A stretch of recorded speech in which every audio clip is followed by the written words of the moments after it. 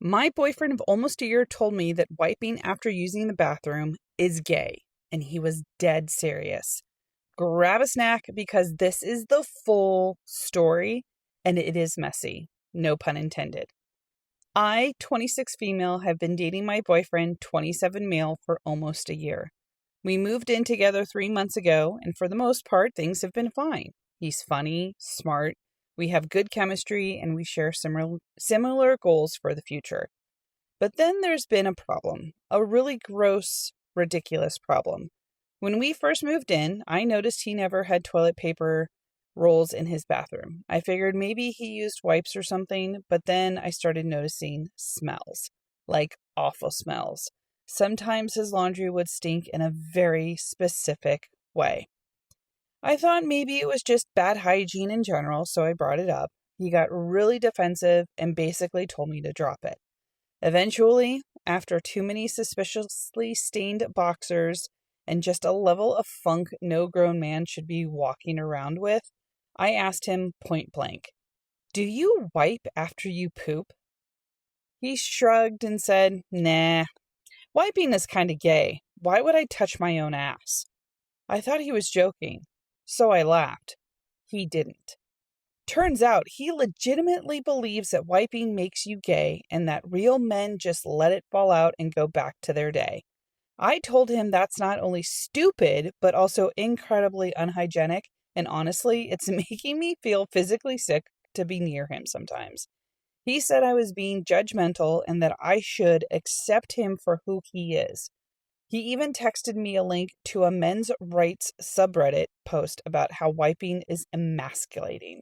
I told him if he didn't start wiping and taking basic hygiene seriously, I'd have to reconsider the relationship. He's now sulking and accusing me of being shallow, saying I'm prioritizing societal expectations over true love. Am I the asshole for threatening to break up with my boyfriend over something as small as wiping? Reddit has basically said absolutely not and encouraged her to leave. She did post an update.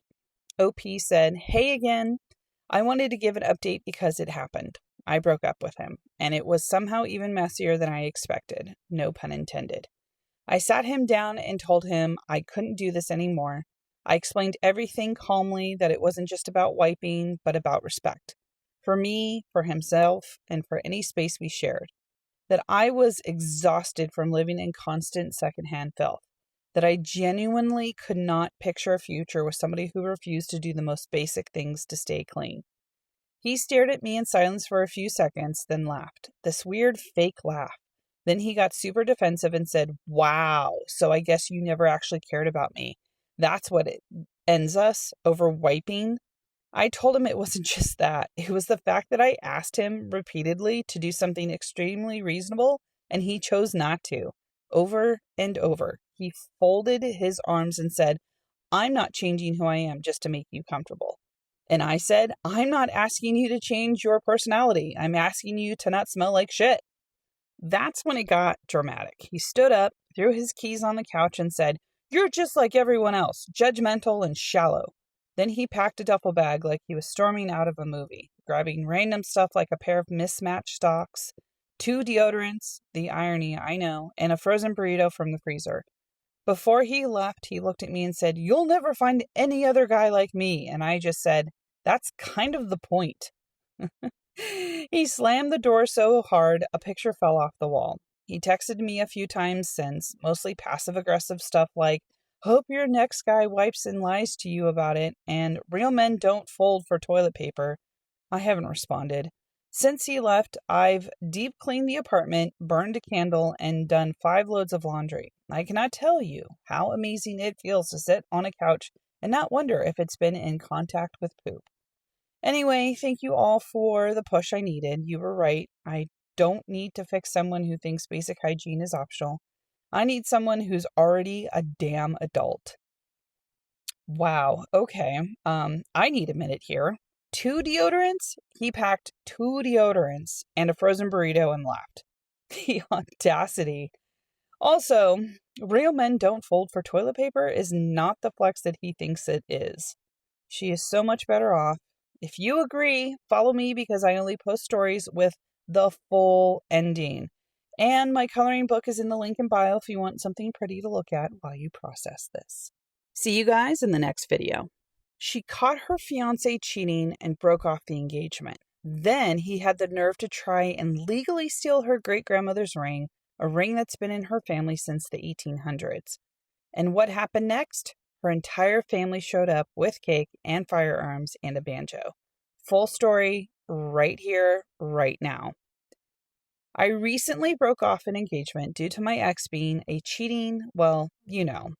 The ring I wore during the engagement was an heirloom willed to me by my late grandmother. It's traditional in my family that this ring is passed to the eldest daughter, and my mother had been keeping it safe for me until I found the one. My ex knew this and asked for it when he asked for my mother's permission to propose. She gave it to him, and he had possession of it for less than 24 hours before he proposed. Now that we've broken up, he's demanding I give him the ring back. He's insistent that Alabama law makes it illegal for me to keep the ring, that in the event that an engagement ends, the ring must be returned to the man, period. I looked into it, and all I can find is that the ring belongs to whomever paid for it. When I told him this, he told me I don't have any claim to the ring since I didn't pay for it. I was only willed it, and that the fact it was willed to me is irrelevant since my mother gave it to him. He's demanding I return the ring and any information I have about the insurance policy on it. It's extremely old and much more valuable than your average piece. He says that if I don't return the ring by Monday, he'll sue me for it over its value in court. Can he seriously do this? This ring has been in my family since the 19th century. Does he really own it simply because he's male or because it sat in his pocket for less than a day? Reddit said absolutely not, and get ready because the update is everything. The update. I wanted to say thanks for all the advice and support I got when I posted on here a while back. I was in a pretty rough place, and I can't describe how awesome it was to have literally hundreds of people in my corner. A lot of you warned me to be on the lookout for him trying to take back the ring himself. My family and friends worried about that too. I'm very blessed to come from a large family, so on Monday afternoon, a few of my male cousins, second cousins, and considered family friends came to my apartment to keep me company. Several of them were carrying firearms. My female cousins didn't want to be left out. They came too, also armed. You guys remember, this is Alabama. Then, through a garbled family phone tree, one of my uncles completely misconstrued the purpose of the gathering and arrived bearing a case of liquor and a massive Publix sheet cake. My grandfather eventually showed up with his banjo and some beautiful pictures of my grandmother wearing the ring. As you can imagine, this turned into one of our better parties. My congratulations on not marrying an asshole party will live on in family lore. Since my original post, I've gotten a lot of extremely nice messages from my ex's family, all of whom are currently not speaking to him. His dad assured me that my ex won't be trying to sue me for the ring and told me that if I ever hear from my ex again, I should call him and he will bring the pain. He also sent me a gift card of several $100s to Home Depot in case I ever want to make a better table for a better man. Hopefully that will be the last thing about this breakup that makes me cry. Okay, wait a minute. The Publix cake, the banjo, the Home Depot gift card from his own dad. Geez, this man cheated, tried to steal a 200-year-old ring, and his entire family turned on him. Justice was so thoroughly served. She is going to find her person, and he is going to be at family dinners alone forever. Wow. Okay. Follow me for full stories only here on this channel, and go check out my coloring books in the link in bio. I'll see you guys on the next video. She planned a sweet anniversary dinner for her boyfriend. He had just lost his job and she wanted to cheer him up. He looked at the bill, turned to her and said, "So that's how much you value our relationship after one whole year." Then he left her without a ride home. Full story and the ending right here, right now. Let's go. I, 24 female, went on a date with my boyfriend, 24 male, recently in celebration of our 1-year anniversary. Money has been running tight since he was fired from his job recently for showing up high. I knew he was really upset about the whole situation, so I wanted to cheer him up, and I thought taking him out to dinner for our anniversary was the perfect way to do so. I took him to one of my favorite restaurants from my childhood. It wasn't high-end because I make about a third of what he used to make, but he loved the interior and the food. We were having a great time until the waitress came and told us our combined bill was going to be a little under $45 after tax and tip. He looked at me weirdly, but I thought I imagined it, so I ignored him and paid the bill. After the waitress left to get a box for our takeout, he turned to me and asked, "So, that's how much you value our relationship after one whole year of being together?" I was confused. He goes, "You only spent $40 on our 1-year anniversary date." I said, "What's wrong with that? The prices were printed on the menu." He said, "You were supposed to pay. Why would I have to look at the prices? And every time we went out, I always spend hundreds of dollars on you." I didn't respond because I didn't want to cause a scene. And then he raised his voice and said, "I see how it is. I'm only worth $20 to you." Then he left the table and told me I could take an Uber home. Am I the asshole? Reddit was unanimous on this one, guys. Absolutely not. But the update is where it gets real. Here's her update. First off, I just want to thank everybody for the overwhelming support. I have read all of your messages, and it warms my heart how caring internet strangers can be. I just ended my relationship with my boyfriend. I can forgive him for showing up high at work and losing his job. Everyone makes mistakes. But recently, he's made it real clear that he won't be trying to find another job in the near future. So I know our relationship isn't going to be sustainable. Also, I'm not a drug user myself, but I've always been okay with him using from time to time. But recently, all he does is get high in front of the television, and he's stopped taking care of himself, and I'm really, really scared for him. He's still icy with me about our last date. We haven't had a real conversation since then. I decided to formally end things, and I phoned his parents and told them about his condition. Right now, he's living with them, and I hope that they can help him feel better than I could ever have. Okay. This one hits different because it's not just drama, it's sad. She loved him. She was trying to take care of him, and he embarrassed her in public over a $45 dinner bill while she was the one still showing up. The fact that she called his parents instead of just walking away, that's not weakness, that's grace. I hope he got the help he needed, and I hope that she found someone who sees a thoughtful dinner for what it is, love. Follow me for full stories every time, and go look at my coloring books in the link in bio. Coloring is honestly great therapy for processing stories like this one. I'll see you guys on the next video. I like to bring my own food into the office. We have a shared fridge, and I keep my food in tubs with my name clearly written on them. I have a coworker who would sometimes not see these names that I have on the tubs and think it was hers. So she'd heat it up, eat it, and then apologize every single time. Last month, I had enough. I ordered a full bag of ghost peppers and put the entire bag into a big pot of chili, enough for several days. I labeled it with my name as usual, put it in the fridge, and patiently waited. Midweek, my lunch went missing, right on schedule. I was waiting for the moment she took her first bite. What actually happened was even better. Someone got sent home sick that afternoon. The next day she was out, and I was told she had gone to the doctor for stomach pains. My manager told me that I shouldn't be held liable if she eats someone else's food that doesn't agree with her, and I agreed completely. The next day she was fired. Theft of property. No references. That's what you get to the ghost pepper lunch thief.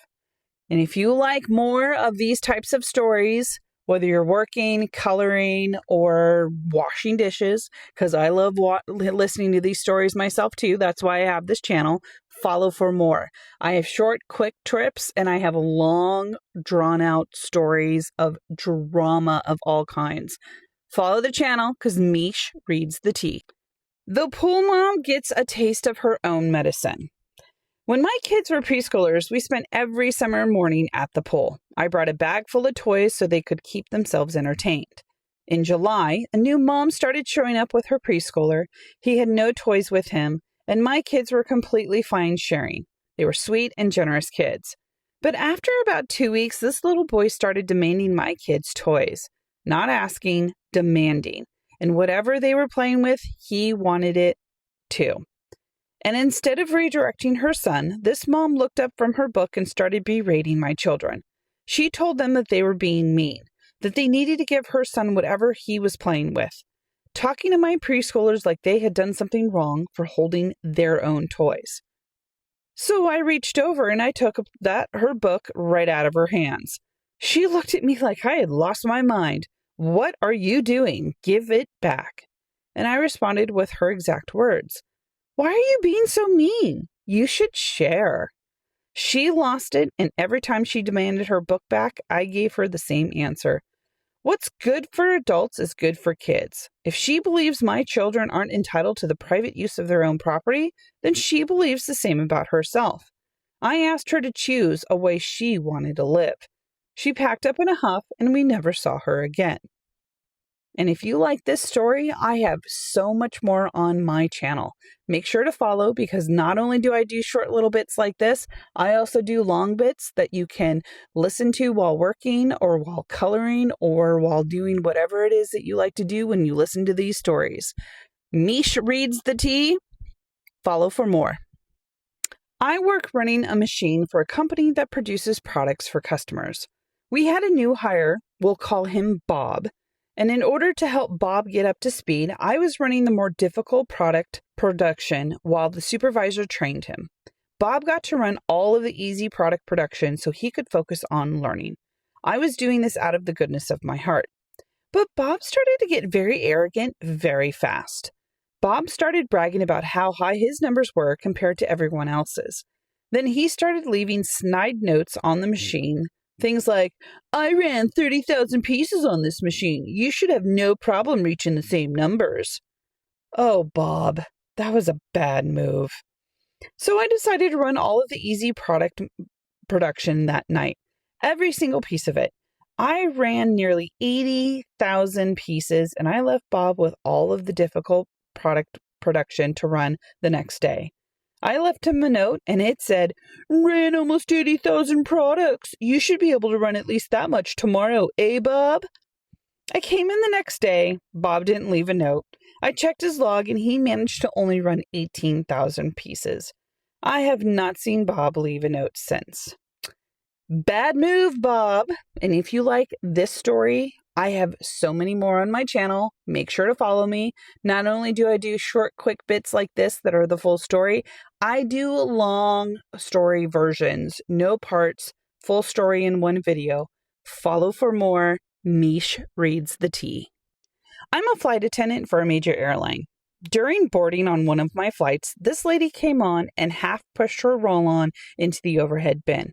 The bag was sticking halfway out, and we made an announcement. "Please make sure your bag is properly stowed. This flight is full, and any bag that doesn't fit will be checked." I could see her. She looked at the bag, and then she looked out the window. We made a second announcement, then a third, just for her. By the end of boarding, every bin was full. The bin would not close. I asked whose bag it was, and she said it was hers, and told me to make other passengers move their bags to accommodate hers. There was nothing behind it. It simply didn't fit. I told her I need to check it and asked for her final destination. She refused to tell me. "Make it work. Do your job." I asked again, "Ma'am, what is your final destination?" She stared out the window. "Ma'am?" Nothing. Fine. I took the bag and handed it to the gate agent, and he asked for the final destination. Our flight was going to Chicago. I told the gate agent, Lubbock. Do not mess with flight attendants, y'all. Come on now. If you want to listen to more of these types of stories, I have a full channel of short ones, long ones, all Reddit drama, all petty shenanigans, relationships. I've got so many stories, so y'all come follow the channel because Mish reads the tea. For 2 years, my manager walked into boardrooms with my analysis and presented it as her own strategy. I had proof. I had been quietly building it for months. I just needed the right moment. Listen to the full story right now. Lock in. Let's go. I work as a data analyst for a mid-sized company. I've been there for almost 4 years. My manager, we'll call her Renee, has been there for 9. Renee is very good at one thing, being in the room. She knows how to talk to executives, how to frame things, how to hold a room's attention. What she's not good at, and this took me a while to fully accept, is the actual work. In my first year, I thought the dynamic was normal. I'd run in an analysis, brief Renee, she'd take it upstairs, and I assumed that I was just how it worked. My name wasn't on the slides, but that's fine, right? She's my manager. By year 2, though, I started noticing things. The phrasing she used in meetings were verbatim from my briefing documents, not paraphrasing, exact sentences, word for word. When executives asked follow-up questions she hadn't anticipated, she deferred to I'll follow that up with an email, and then forwarded my response as though she had written it herself. In my second year, we had a major project. I built the entire forecast model, ran 3 scenarios, built the presentation. Renee walked into the executive review and presented the whole thing. Afterward, the VP pulled Renee aside and told her it was some of the best strategic analysis that he had seen from a team in years. Renee said thank you. I made a decision that day. I didn't blow up. I didn't go to HR. I opened a new folder on my desktop and I labeled it documentation. Every analysis I ran from that point forward, I emailed to myself before I shared it with Renee. Time-stamped, detailed. I CC'd the team's shared records inbox, which nobody reads unless there's an audit, and I started adding one line at the bottom of every email. Original analysis attached with my name and the date.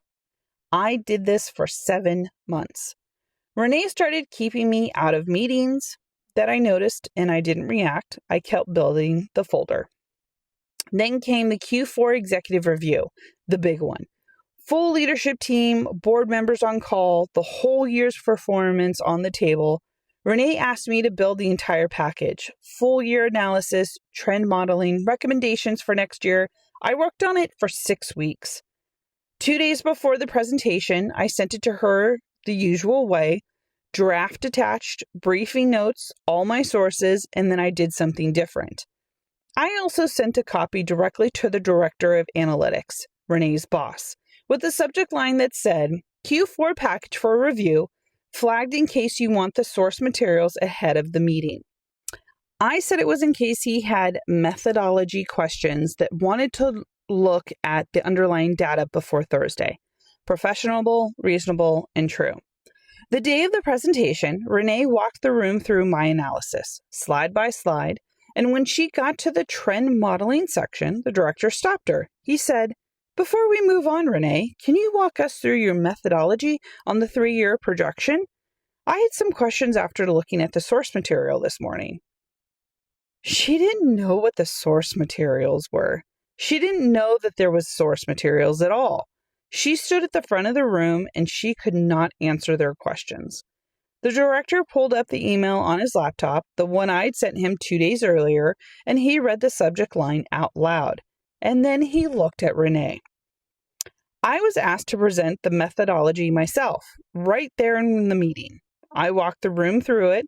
The VP, the same one who had told Renee her analysis was the best he'd ever seen from the team in years, looked at me after he said, "How long have you been building models like this?"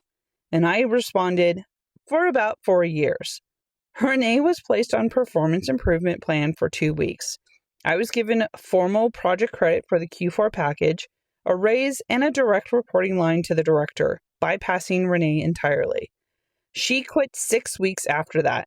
I still have the documentation folder on my desktop. I don't think I'll ever delete it. It's a good habit to have.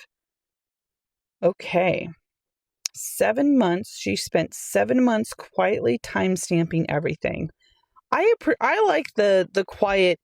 I've always liked the approach of just being quiet, not reacting, slow and steady. I feel like wins the race. Yes, I will admit I want to be somebody that just wants to pop off, but no, quiet, planning, and then CCing an inbox that no one reads, building a paper trail, clean enough for the courtroom. which I don't think it would have ever gotten to that point, but still, she created a paper trail, and that is so incredibly smart. And then the silence in front of the conference room, it was probably that most satisfying silence when Renee couldn't answer the questions because she clearly didn't do the work. Thank you so much for listening. If you have made it this far, please follow the channel. I only read full stories, whether they are short and sweet or long and drawn out like this one. I do all types of it. I do the family drama, the relationship drama, workplace pettiness. I do it all. So follow for more. If you are interested in anything that you see in the videos, check out the link in bio. I manufacture die cut stickers and I also sell coloring books.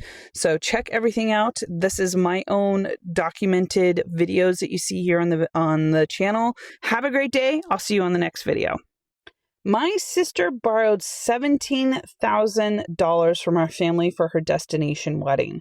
She said the venue had raised the price or they'd lose the deposit. That was not what the money was used for. When I found out and backed out, she left me a drunk voicemail threatening to claim the whole thing was a gift and kept every penny. Full story right now. My younger sister, we'll call her Katie, had always wanted a big wedding, a really big one. She had her fiancé, Chris, plan a 4-day event in Dubai, 70 guests, a luxury hotel. By the time you added the flights and accommodation, it cost just over $3,000 for each person to attend, and I was the maid of honor. About 6 months before the wedding, Katie and Chris came to us with an emergency. She said the venue had changed the price, a contract clause, a Dubai law issue, something with the booking. And if they didn't pay an additional $17,000, they'd lose everything they'd already put down. They had repayment paperwork ready, and this was the last resort. My parents put in $10,000 and I put in $7,000.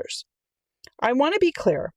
I did not expect to be paid back immediately. I put in what I could because I love my sister and I did not want her to lose her wedding. I'm saying this so you understand where I was when I found out the truth. About a month later, I ran into someone who had been at a dinner I wasn't at. They mentioned something offhand and something about the wedding, about Chris's family, and whether or not they'd be able to make it work. The venue price didn't change. The money wasn't for the venue. Chris's family had looked at the cost of the Dubai trip, decided they weren't willing to pay for it, and told Chris that they wouldn't come. Rather than accept that, Katie and Chris decided to pay for them. His parents, his 2 brothers, and his nephew. They just didn't want to ask for it directly, so they made up a venue story. I went to Katie and asked her point blank, and she confirmed it, all of it. Then I asked the obvious question. If they were going to pay for this family to attend, why not ours? We had all paid our own way, flights, hotel, over $3,000 each. We had not been offered the same. She said, direct quote, because they can't afford it.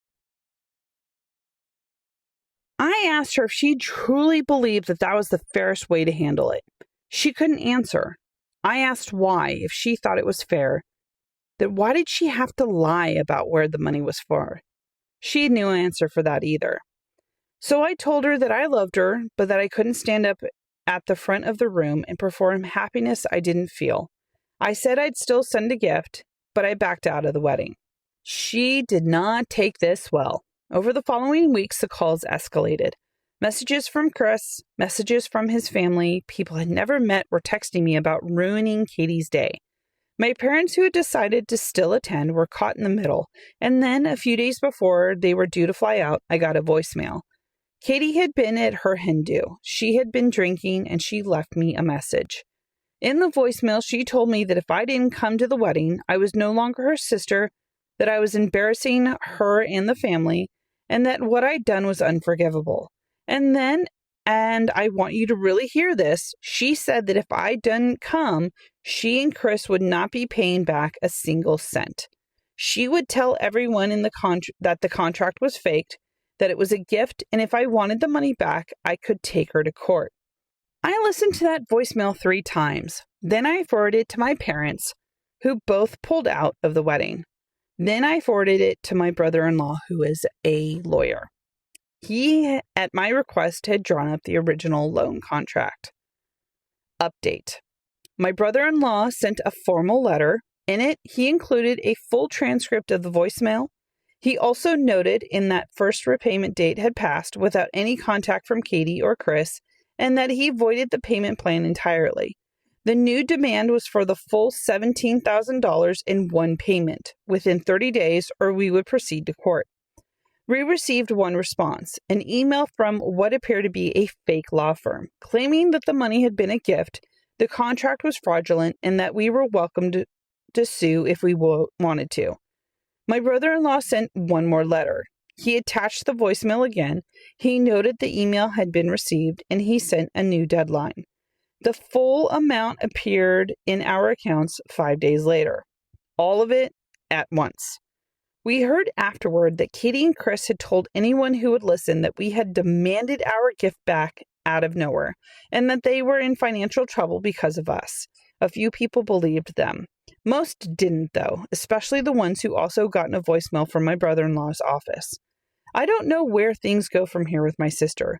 What she said in that voicemail, some of it isn't something you just walk back from.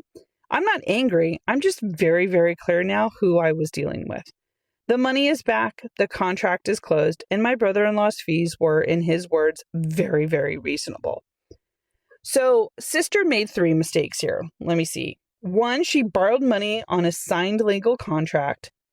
2, she left a voicemail that is a recording, saved to someone's phone and can be used against her in situations like this.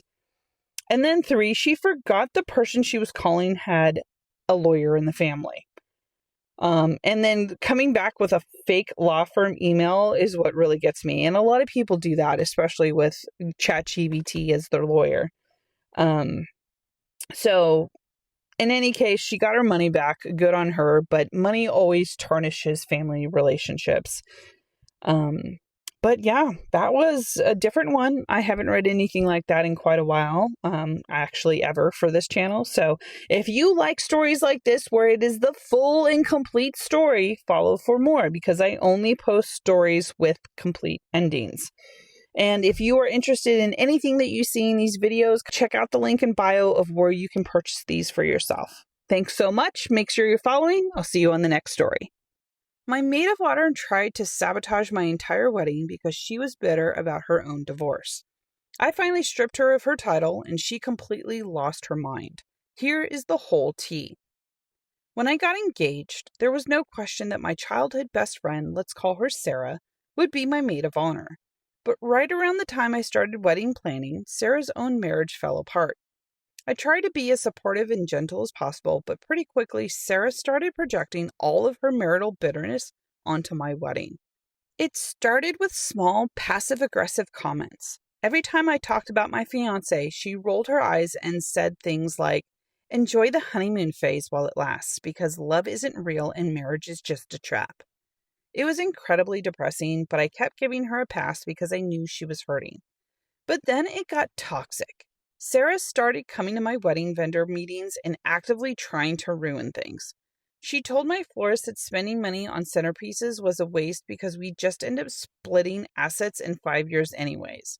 She was openly rude to my cake baker, making everything so incredibly awkward that my other bridesmaids started pulling me aside to tell me that they didn't even want to be around her. The worst part, I tried to plan anything without her to spare her feelings. She would throw an absolute tantrum, accusing me of shutting her out and being a bridezilla. The breaking point was when she made a scene in front of my future husband, telling him to his face that he'd change his tune once he was stuck with me. I was completely done with the blatant disrespect to my relationship and my friends.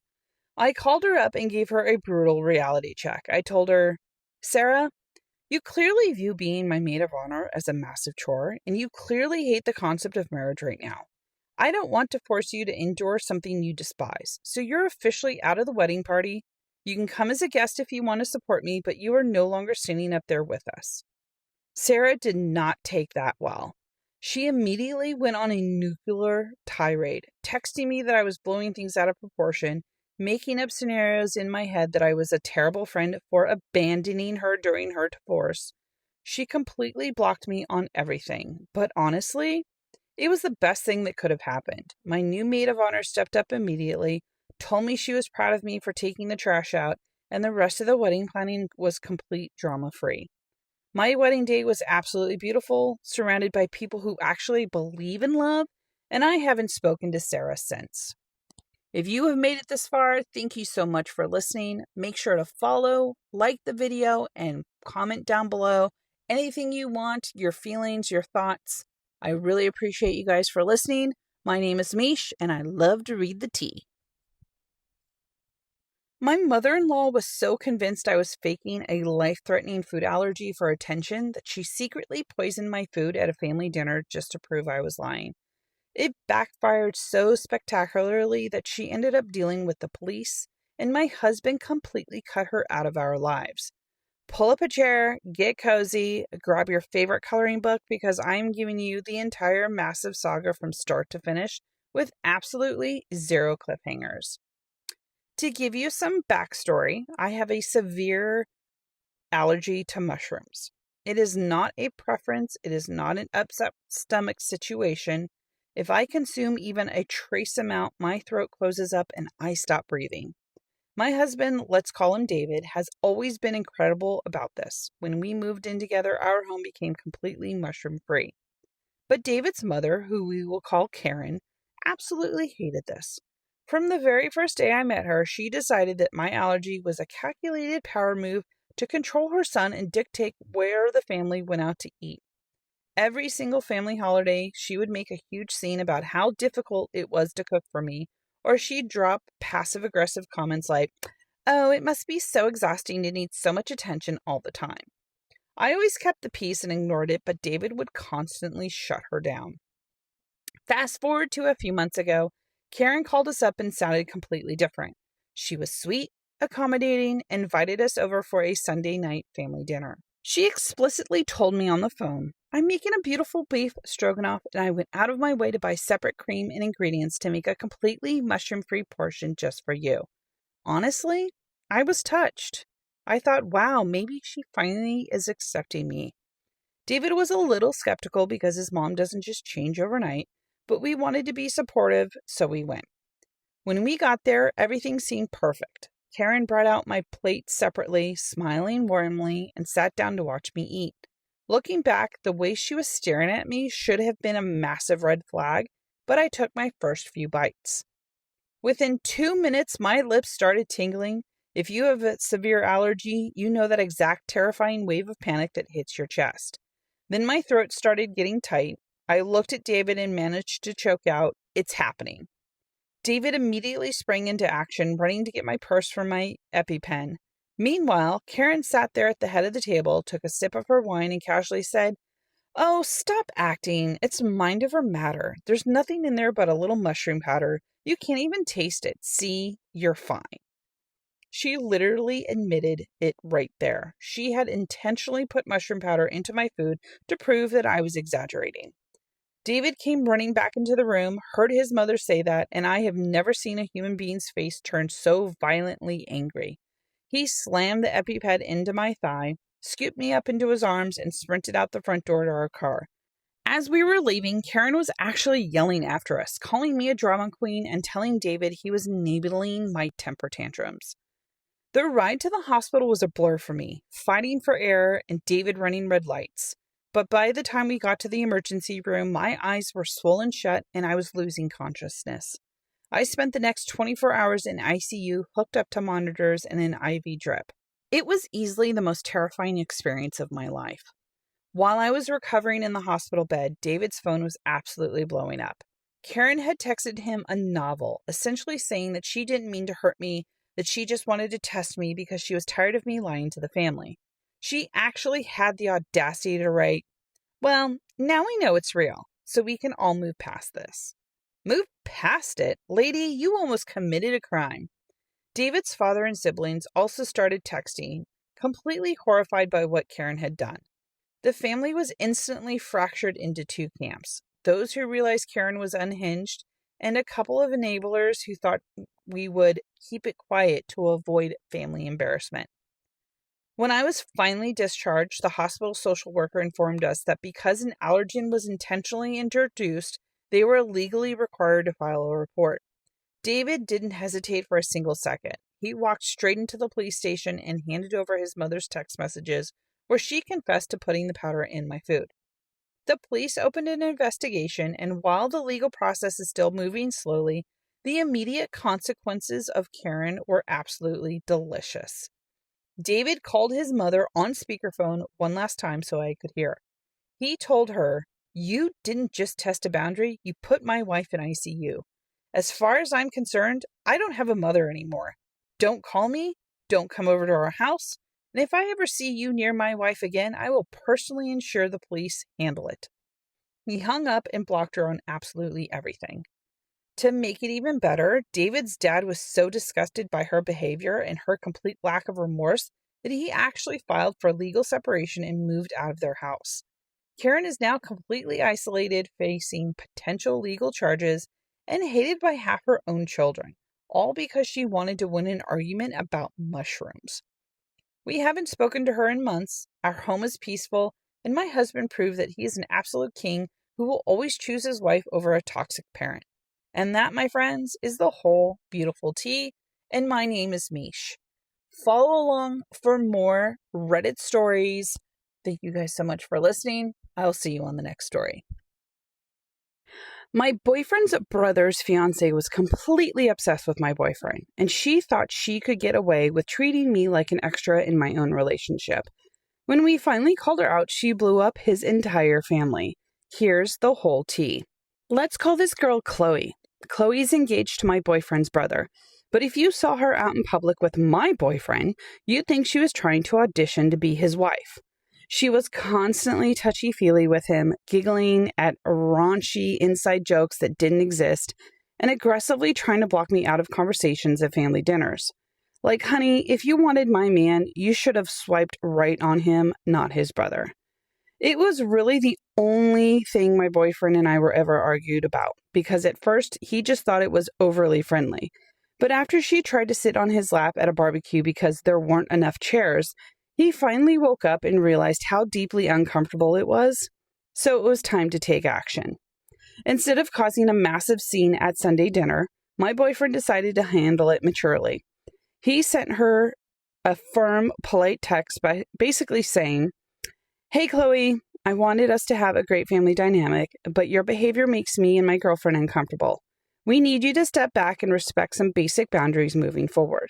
Simple, right? Valid. Totally reasonable.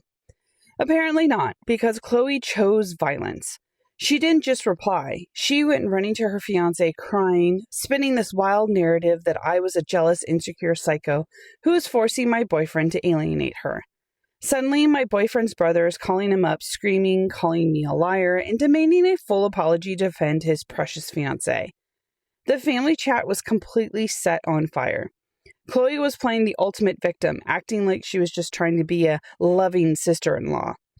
But here's where the tea gets delicious. My boyfriend did not back down, not an inch. He told his brother, "I have the text I sent right here, and I stand by every word. If you want to marry someone who can't respect a basic boundary, that's your problem, but you're not going to disrespect my girlfriend." Since the family refused to see through Chloe's tears and drama, my boyfriend and I decided to take out the trash ourselves. We officially stepped away from the family group chat, blocked Chloe, and skipped the next few family holidays entirely. Honestly, having our boundaries respected and enjoying peaceful, drama-free weekends together is the best relationship upgrade we could have ever asked for. My husband's best man missed our entire wedding because his girlfriend threw a tantrum over a puppy, and then tried to force us to reschedule a whole wedding date for it. When we said no, she forced him to drop out. Here is what actually happened. When my husband and I were planning our wedding, his absolute closest friend was obviously named the best man. Everything was going smoothly until his girlfriend, let's call her Courtney, decided that they were getting a new puppy right around our wedding date. Because of this puppy, Courtney announced she couldn't travel to our wedding town. Now, we wanted to be accommodating, so we offered a ton of easy solutions. We found dog-friendly hotels, offered to help them find a trusted local sitter. We even offered to let the puppy stay in a designated area. But Courtney shot down every single option. Instead, she had the absolute audacity to ask us to change our entire wedding venue and reschedule the date to a different city closer to them, just so it wouldn't disrupt the puppy's routine. Like, I'm sorry, is the dog paying for our wedding? Correct me if I'm wrong, because otherwise, absolutely not. When I politely told her that we couldn't change a venue we had booked for over a year, Courtney completely flipped the script. She called me a selfish bridezilla, threw a massive fit, and basically gave the best man an ultimatum. If we went to the wedding without her, they were over. And sadly, he chose her. He dropped out of the wedding at the last minute, leaving my husband completely devastated. We went ahead and had a gorgeous wedding anyway, but the tea doesn't end there. A few weeks later, the truth finally leaked out to the best man's family. Courtney had been completely lying about the whole situation, painting us as the bad guys to cover up the fact that she was just being incredibly controlling. My husband tried to reach out to his friend to salvage a one-on-one relationship, telling him, "Look, man, I miss you. Let's just grab lunch, just the two of us, no wedding talk." But his friend replied and said Courtney wasn't comfortable with them hanging out anymore, and that from now on they could never meet up unless Courtney was present. That was the final straw. My husband looked at the text, realized his best friend was completely under this girl's spell, and told him, "I love you, man, but I'm not playing these games. Hit me up if you ever find your backbone." He blocked him, and we haven't looked back since. Protect your peace, guys, because some people will really let a toxic partner walk them right out of a lifelong friendship. My ex-husband dropped divorce papers onto my lap while I was still completely numb from an emergency C-section, emptied our life savings, and fled the country with his coworker. He thought he left me with nothing but a premature baby and a mountain of medical debt, but he forgot that I knew his company's deepest secrets.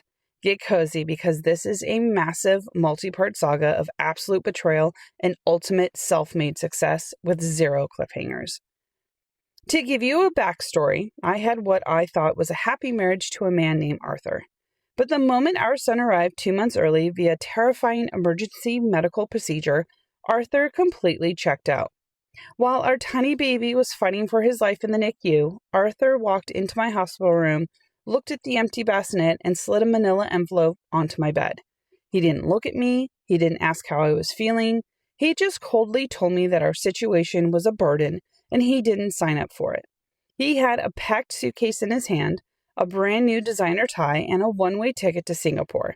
It turned out that he had been having an affair with his regional director for months and that they were relocating together. Before he boarded that flight, he logged on to our joint accounts and drained all $55,000 we had saved for a house down payment and emergencies, leaving my balance at exactly $8.14. I was sitting in a hospital bed, physically broken, emotionally shattered, and entirely broke. That afternoon, my sister Charlotte arrived at the hospital, and she brought backup, her husband Marcus, who happens to be a ruthless corporate attorney. I expected to just cry on her shoulders, but the second Marcus saw the empty bank accounts and the signed divorce papers, his inner shark came alive. Arthur had left a sloppy trail because he was in a rush to catch his international flight. Marcus opened his laptop right there on my hospital table and looked up Arthur's new employment contract. Because Arthur's new overseas job required strict security clearances and moral turpitude clauses, a massive financial fraud allegation would get his visa revoked and his new career completely ruined before it even started. Marcus drafted a counter agreement within 2 hours and emailed it directly to Arthur while he was at his layover gate. The ultimatum was simple. Either Arthur could sign away all parental rights, forfeit any claim to our assets, and disappear forever, or we would file immediate grand larceny charges with the police and notify his new corporate headquarters of this theft. Arthur, being the absolute coward that he is, signed every single page digitally before his plane even left the tarmac. I gave up child support because I wanted my son completely free from a man who considered him a mistake. 3 days later, I was discharged. I had to leave my baby behind in the hospital incubator for nearly 3 months. Because I had no savings left, I had to move into a tiny, cramped studio apartment on the 3rd floor of a building with a broken elevator. Every single day before work, I took 2 buses to the hospital just to hold my son's hand through the plastic glass. When he finally came home, he required a portable oxygen tank. Every morning, I would carry my baby his medical gear and a heavy diaper bag down 3 flights of steep concrete stairs, take the bus to daycare, and then head to my job at a regional medical supply warehouse. I was working entry-level data entry, earning barely enough to cover the interest on my hospital bills. But at night, while my son slept in 90-minute intervals, I pulled up an old borrowed laptop and started studying the warehouse's shipping manifests. I realized the entire medical distribution network in our state was broken. Hospitals were running out of critical pediatric fluids on holiday weekends, while warehouses down the road were throwing out expired surpluses. It was a massive chaotic waste and nobody was fixing it. The turning point happened during a massive winter blizzard. A local children's clinic ran completely out of specialized infant respiratory tubing, and the main corporate delivery trucks refused to drive through the storm. The managers at my company shrugged and called it an act of God. I couldn't sit there and do nothing. I stayed up until 3 a.m. at my folding kitchen table, building a completely rewritten routing algorithm using local couriers and backroad mapping. The next morning, I walked straight into our regional VP's office, put the map on his desk, and said, "Give me 1 van in 3 hours." They let me try it out of sheer desperation. My route bypassed every major highway bottleneck, and the emergency medical supplies were delivered to the clinic in exactly 45 minutes. The VP tried to offer me a standard $500 corporate bonus.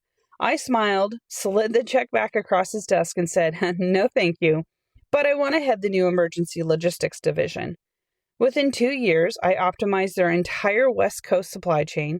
I learned the industry inside out, made invaluable connections with hospital CEOs, and realized I didn't need to work for someone else anymore. I quit, took out a small business loan backed by my proven routing data, and launched my own specialized medical transport firm, Vanguard Medical Logistics. Fast forward to today, my son is 9 years old, completely healthy, thriving, in the absolute light of my life. Vanguard Medical Logistics is now one of the premier emergency transport contractors in the region, operating a fleet of state-of-the-art climate-controlled vehicles. We just moved into a beautiful custom-built home with a massive backyard for my son to play in. And a few months ago, I attended a major international healthcare gala because my company was being honored for our charity work with pediatric hospitals.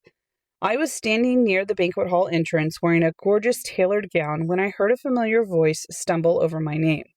I turned around and there was Arthur. He looked absolutely exhausted. It turned out his glamorous Singapore romance had fizzled out years ago. His corporate career had stalled, and he was working as a mid-level account rep for a minor vendor. He looked at my award, looked at my jewelry, and nervously asked if he could see pictures of our son. I looked at him dead in the eye, took a sip of my champagne, and calmly said, "My son has an incredible life, and you signed away the right to even know his middle name on a hospital tray 9 years ago. Enjoy the gala, Arthur." I turned around and walked away without looking back. Sometimes people think that they can break you by taking your money and your peace, but they forget that your resilience is something they can never steal. If you want to hear more stories like this that are full and complete, make sure to follow my channel. I am Mish, and I read the tea. Am I the asshole for telling my dad not to bother coming to my graduation after he said the parking was too inconvenient? I, female 24, graduated college 3 weeks ago. My dad didn't come. He was invited. He chose not to come, and somehow I'm the one getting paragraph-long texts about how I don't value family. I guess I should back up. My parents divorced when I was 12. Dad moved about 2 hours away, which isn't nothing, but also isn't impossible. I've made that drive probably 100 times over the years for his birthdays, holidays, random weekends when he'd guilt me about not visiting enough. He's come by to my city maybe 4 times in the last decade. One of those was for a business meeting, and he grabbed coffee with me after for 40 minutes before his flight. I worked 2 jobs through college, paid for most of it myself. My mom helped when she could. She's a teacher, so it's not like there's extra money laying around. But you know what? She showed up. Every parent-teacher conference growing up, every award ceremony, every small thing that probably bored her to death, she was there with her phone out taking terrible, blurry photos. When I got my acceptance letter to this university, my dad's first reaction was, "How much is that going to set you back?" Not congratulations, not "I'm proud of you," just the money. He makes decent money, though. He's in sales, owns his house, got a boat last summer that he took out maybe 2 times before complaining about maintenance costs. It's not like he couldn't help. It's that he didn't think it was worth helping unless I was studying something practical. I'm a sociology major, and he's never let me forget that. When I sent out graduation announcements in March, I called him personally. I said I'd really love for him to be there. He said he'd check his calendar. That's his version of "we'll see," which is his version of "probably not, but I won't say it directly so you can't be mad at me." 2 weeks before graduation, I followed up. He said, and I'm quoting because I wrote it down in my notes app like a crazy person, "I don't know. The parking situation at those things are always a nightmare, and my back's been acting up." The parking situation? My grandmother, his mom, was originally planning to come with my mom and me. They're cordial. It would have been fine, but then she called me sounding uncomfortable and said she'd decided to celebrate with me separately. I found out later that my dad had told her the drive was too long for someone her age and he'd take her to dinner another time. She's 78 and still drives herself to church twice a week. She was going to ride with my mom, not walk. I cried about it for maybe an hour. Then I kind of accepted it, that this is who he is. I've had 24 years to learn that. I told myself it didn't matter. I'd have my mom there and my boyfriend and my friends. I didn't need him. But then he called 3 days before graduation and said, super casual, like he was suggesting what to get for takeout, "Hey, let's do a nice dinner after to celebrate. Just you, me, and your grandmother. I'll make a reservation somewhere good. You deserve it." I actually felt hope. Genuine, stupid hope. Like maybe he realized he was missing something important and was trying to make up for it. I said that sounded great, and he said he'd text me the details. He never texted the details. I asked twice. He said he was still figuring it out. Graduation day came. He sent a short "congrats" text at 7 a.m. that I'm pretty sure he scheduled, and that was it. The ceremony was at 2 p.m. My mom took probably 300 photos. My boyfriend's parents drove 6 hours to be there. I was surrounded by people who loved me, and I was genuinely happy. I forgot to check my phone for like 4 hours. When I finally looked at my phone around 6 p.m., I had 7 texts and 2 missed calls from my dad. The texts went from "call me when you get this" to "hello" to "so you're too busy for your own father now" to "unbelievable. I try to do something nice and this is what I get." I called him back immediately. My hands were shaking. I was still in my cap and gown, standing in a parking lot next to my mom's car. He answered with a "oh, now you have time." I tried to explain that I had been at the ceremony, then taking photos, then saying goodbye to people, and he cut me off. He said he'd called to congratulate me properly. Actually hear your voice. And I ignored him so clearly I didn't care about his effort. He said he'd been planning to take me to a nice steakhouse in the city, but there's no point now. I said, "You didn't come to my graduation." He said, "I told you the parking situation." I said, "It was parking, Dad. It was parking." A long silence, and then he said in his tone I've heard my whole life, calm, reasonable, like he's explaining something to someone who's been irrational. Not everything is about you. I have a life too. I have responsibilities. I can't just drop everything because you want an audience." An audience? As if watching your daughter graduate is the same as clapping for a stranger's performance. I said, okay, just okay, because I didn't know what else to say. My mom was watching me from the driver's seat, and I could see her face getting harder, recognizing what was happening. He said, "I'll call you next week when you've had time to think about your priorities," and hung up. I got in the car, and my mom just handed me a tissue without saying anything. Here is where I might be the asshole. He texted the next day, "Are you ready to apologize?" And I wrote back, "I have nothing to apologize for. You missed my graduation because of parking. You convinced Grandma not to come. You promised a celebration dinner and never planned it. The one thing that went wrong was me not answering your call while I was literally at the event you refused to attend. I don't need an apology. I don't need to apologize. I don't need a dinner. I just need you to stop pretending I'm the one who doesn't show up. He hasn't responded, and that was almost 3 weeks ago. My grandmother called me and said I was too harsh and that my dad really does love me in his own way. My mom says I said what needed to be said. My boyfriend thinks my dad is using the missed call as an excuse to flip the narrative, so he's the wronged party instead of the parent who has left his daughter down. I don't know. Part of me feels like maybe I should have just apologized for missing the call. It would have taken 2 seconds. It would have kept the peace. We'd probably be having that steakhouse dinner right now and pretending everything was fine.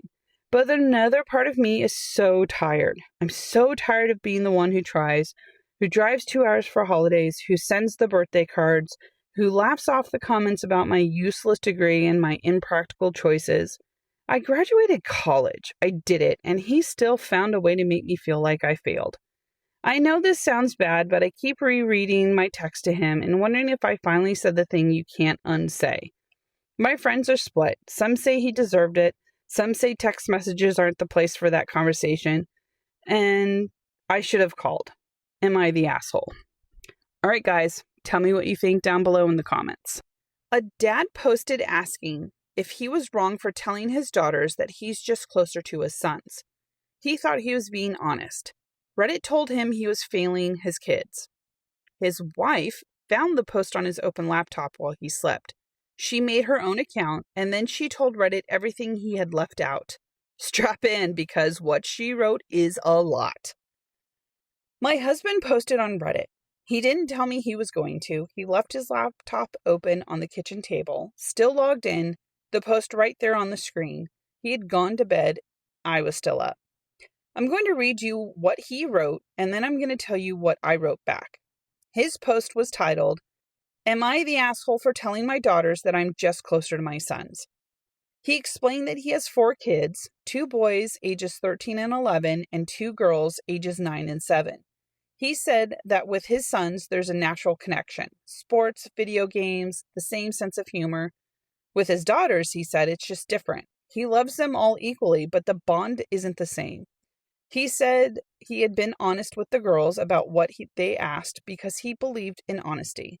His wife, that's me, was upset. He wanted Reddit's perspective. Reddit gave him a perspective, but I thought there was some context missing. I made an account right there in the kitchen table, and I want to tell you what my husband left out on his post. He left out that last spring, he took our sons to a baseball tournament out of state. 3 days, a hotel, the whole thing. Our daughters weren't invited. When our 9-year-old asked why she couldn't come, he told her that the trip was just for the guys. He left out our school does a daddy-daughter dance every February. He has never gone, not once. Our 7-year-old stopped asking after the 2nd year. He left out that in our house, the girls were expected to clean up after dinner, including cleaning their brother's plates and wiping down the table, because he says that they need to learn how a household runs. The boys are not asked to do this. He left out that 6 months ago, our 7-year-old came to me and asked in a way that 7-year-olds ask things, earnest and specific and heartbreaking. She asked, "Mommy, why doesn't Daddy like me? I'm a doctor. I work 50 hours a week. I am the primary earner in this household by a significant margin. I have supported every decision my husband has made about this career, his schedule, and his time for 11 years. I wrote all of that in my comment, every detail. Then I posted it and I went to bed. By morning, his post had thousands of comments, mine and more. When he woke up and found my comment, he was angry. He said I had embarrassed him and that I had aired private family business in public, that he couldn't believe I'd done it on his own account. And I told him, our daughter asked why her father doesn't like her. She's 7 years old. She asked me that. He didn't even have an answer.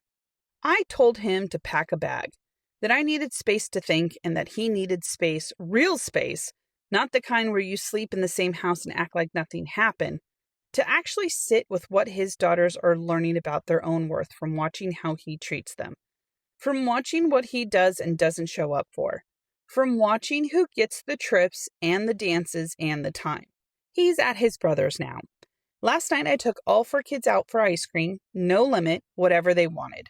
We stayed until the place closed. My sons asked where their dad was. My 7-year-old didn't.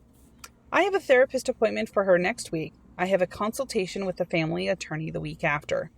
I don't know exactly what comes next, but I know what has to stop.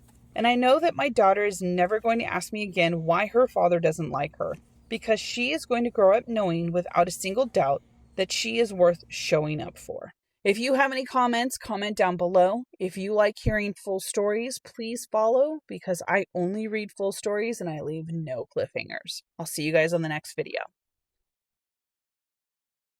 He sat down to ask for a clean divorce. 50-50, no drama. He said his piece, and before he could finish, she looked at him and said, "How long have you known?" He didn't know anything, but something made him wait. And instead of saying that, he said, "Long enough." She told him everything.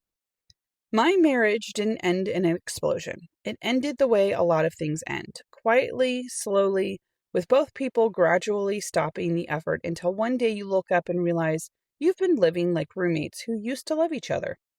I had made my decision. I wanted a divorce, and I wanted it to be clean. 50-50 split, no lawyers tearing things apart, no dragging it out. We didn't have kids. We had some shared accounts, a house and a car. Nothing that required a battle, just wanted out with dignity intact. I sat her down on a Wednesday evening. I told her I thought we both knew where things were, and I wanted to be honest with her, that I thought it was time to separate. She looked at me for a long moment and then said, "How long have you known?" I want to be very precise here. I had no idea what she was referring to. I assumed she meant the marriage, the distance, the slow drift. I thought she was asking how long I had been feeling this way. But something about the way she said it, something in how her whole body went still, made me pause. And instead of saying, "I don't know what you mean," I said, "Long enough." She started talking. I sat very still, I kept my face neutral, and I let her go. She told me about her boss. She told me when it started. She told me how long it had been going on, not 3 months, not 6 months, longer. She told me things that I would have never known to ask about because I didn't know that there was anything to ask. She told me all of it because she believed completely that I already knew. I nodded in the right places. I didn't push for more than what she was giving. And when she finished, when she ran out of things to confess, I said, "Thank you for telling me." Then I went upstairs. I opened my phone. I went through every text thread I had access to. I took screenshots of everything that mattered. I sent it all to myself. I closed everything and I went to sleep. My attorney called in one of the cleanest cases she had handled in a decade. The documentation I provided made the situation unambiguous. There was no dispute, nothing to argue about. The settlement came back 65-35 in my favor. We were done in less time than I had expected. My sister found out what happened, not just the divorce, but how I'd handled it that Wednesday evening. She said I had manipulated my wife, that I had let her believe something false and used it against her, that it wasn't right regardless of what she had done. I thought about that for a while. I genuinely did. And then I thought about the months before that Wednesday. I thought about the longer timeline she described. And I thought about what my sister's definition of fair actually covers when the other person spent years making choices I didn't know about. My divorce attorney thinks I handled it correctly. My sister thinks I should have said something sooner. The 65% thinks I made the right call. I'm at peace with the outcome. The marriage is over. I didn't start the fire. I just decided to stop pretending I didn't smell the smoke. I mean, why does his sister have any room to make judgment? I mean, if she knew what was going on from day one and didn't say anything to him, I mean, there's so much speculation here. But his sister, seriously, sis, step back. It's not your business. It's not your life. Like, you passing judgment on your brother because he divorced his wife and found all the evidence because his wife confessed it. Girl, please sit down. All right, that's it for this story. If you like hearing full stories, follow me because I only read full stories. No cliffhangers here. I'll see you guys on the next video. I have been restoring cars since I was 17 years old. My dad taught me, his dad taught me, and 3 years ago, I found her. a 1967 Chevrolet Impala, rusted out, no engine, sitting in a field outside of town. I bought her for $400 and a handshake. I want you to understand what that means. I'm not talking about a car that just needs new tires. I'm talking about sourcing original parts from 3 different states.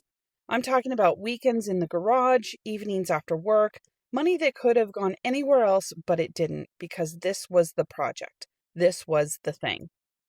By the time I left for my business trip, she was about 70% done. The body panels were fitted, the drivetrain was in, the interior was mocked up. 5 more months, maybe 6, and she was going to drive again for the first time in decades. I left on a Tuesday. The trip was supposed to be 5 days. My girlfriend of 8 months said she'd look after things. I'm going to tell you exactly how I found out. I called her on Thursday evening and she didn't pick up. I tried again Friday morning, same. I figured she was busy, so I got home Sunday afternoon, pulled into the driveway, hit the button for the garage door, and I stood there for a full 30 seconds staring at an empty concrete floor. Not the car, not the parts, not the shelves with everything organized by year and make. Just the slab, a few oil stains, and a shop rag I'd left folded on the workbench. She was inside. She looked at me and said, "I will never forget this." She said, "I figured it was time to clean that out." I thought I had misheard her. I asked her where the car was. She said she had it towed to the scrapyard. The whole thing, body, chassis, every panel, every individually sourced part was gone. Because she was tired of looking at it. Because the garage could be used for something else. Because it wasn't even running yet, so what was the big deal? Her mother called me that evening to tell me I was overreacting. Her brother texted to say I was just a car. Her father left a voicemail explaining that I needed to think about what was really important in a relationship. I did not respond to a single one of them. I filed a police report the next morning, a 1967 Impala restoration with documented sourcing, receipts, and provenance is property. Grand larceny applies. My attorney confirmed it before I even left the station. Here's where it gets interesting. The detective assigned to the case went to the scrapyard within 48 hours, and when they looked for the vehicle, it wasn't in the intake area, where it should have been, waiting for it to be crushed. Someone had moved it, hidden it behind a stack of other cars deliberately. They found it intact. One person was taken in for questioning. Charges were filed. I recovered my car. The Impala is back in my garage right now on a new trailer, untouched. I've had 3 restoration specialists look at it since. Every single one of them said the same thing. Everything is still there. Nothing was damaged. Nothing was scrapped. My ex-girlfriend has not attempted to contact me since the day I walked out of that house. Her family has gone quiet too. The Impala will be finished. I will drive it, and I will drive it knowing that every single part of it survived. Because the only thing more stubborn than the people who tried to destroy it was the car itself. Thank you guys so much for listening if you've made it this far. If you want to hear full Reddit drama stories, make sure to follow. I post daily. See you guys on the next video. He made her sign a prenup when she was broke. 6 years later, she paid cash for an Audi. Then he asked to void the prenup. When we got married, I was 26 in graduate school and broke in a very specific way that graduate school makes you broke, where you have just enough to be okay, but not enough to feel it. He was 31, established in his career, good savings, paid off car, 401k doing what 401ks are supposed to do. The gap between us financially was real and significant, and he knew it. And before we got engaged, he told me he wanted a prenuptial agreement. I signed it, no argument, no negotiation, no conditions. He had more to protect than I did, and that was simply true. I understood it, I respected it, so I signed it. That was 6 years ago. I am now a CRNA. For those unfamiliar with what that means, I'll explain it. CRNAs are advanced practice nurses who administer anesthesia. It is a highly specialized role that requires years of additional training beyond a standard nursing degree, and it is compensated accordingly. I currently earn 3 times what my husband earns. Last year, I paid cash for an Audi. My retirement account at current projections, will be significantly larger than his when we retire. I say all of this not with hostility. I love my husband. We have a genuinely good marriage. This is just where we are. The financial picture looks completely different than it did when I was in grad school and he was the one who was with the savings account. Last month he saw the audit paperwork. He asked if we could sit down and talk. He said, and I'll give you his exact words. He goes, "I've been thinking, and I wonder if it might make sense for us to revisit the prenup, maybe even void it." I looked at him and I laughed. Not a mean laugh, not a cruel, calculated laugh, just the genuine, involuntary response of a person who heard something that her brain found genuinely funny. My body just did that before I could even decide how to respond. He was not amused. He said I was being dismissive, that it was a serious conversation, that the prenup had been signed under very different circumstances, and that circumstances have changed. I agreed that circumstances have changed. I told him that the prenup had protected both of us when it was signed. Him because he had assets, me because I had the right to keep whatever I built. And that still protected both of us now, just differently. The instrument didn't change, the numbers did. He called his mother, and his mother called me selfish and short-sighted. His sister texted to tell me I was punishing him for believing in me, and that he had married me when I had nothing, and that this was how I was repaying that faith. I thought about that one for a while, because it's a real argument, presented in good faith, and it deserved real consideration. And what I kept coming back to was this. I signed the prenup in good faith too. I signed it with student loan debt and no savings account, trusting that this person loved me for who I was and who I was going to be, not as a hedge against whether I'd ever amount to anything. That's the faith that was extended to me, and I honored it. I have offered to sit down with a financial advisor together because I think that that's a reasonable thing for married people to do. He hasn't taken me up on it yet. We're still talking. I don't know how this chapter ends, but I know where I stand. He asked me to trust him then. I did, completely without condition. The prenup stays. Yes, do it.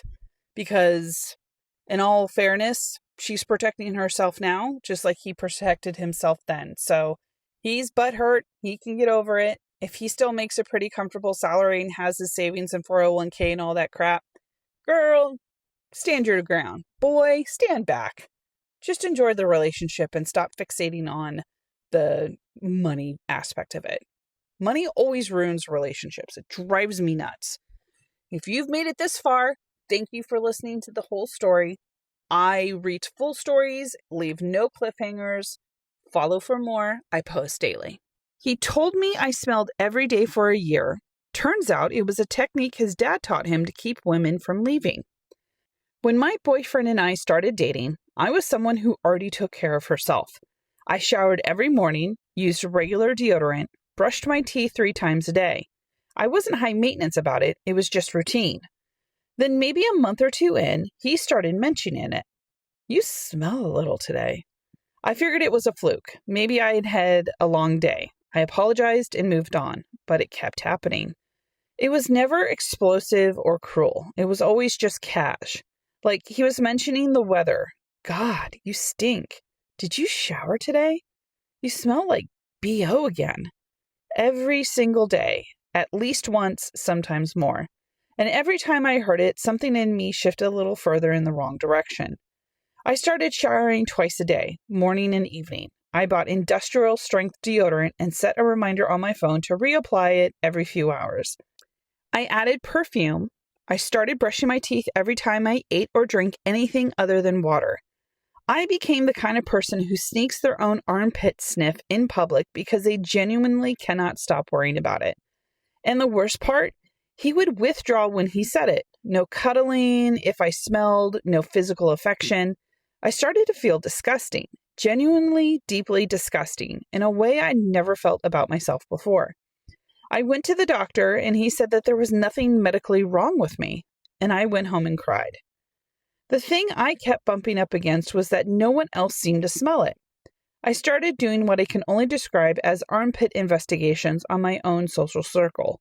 I asked my mom, my sister. I walked up to my best friend at work and literally said out loud, "Can you smell me right now?"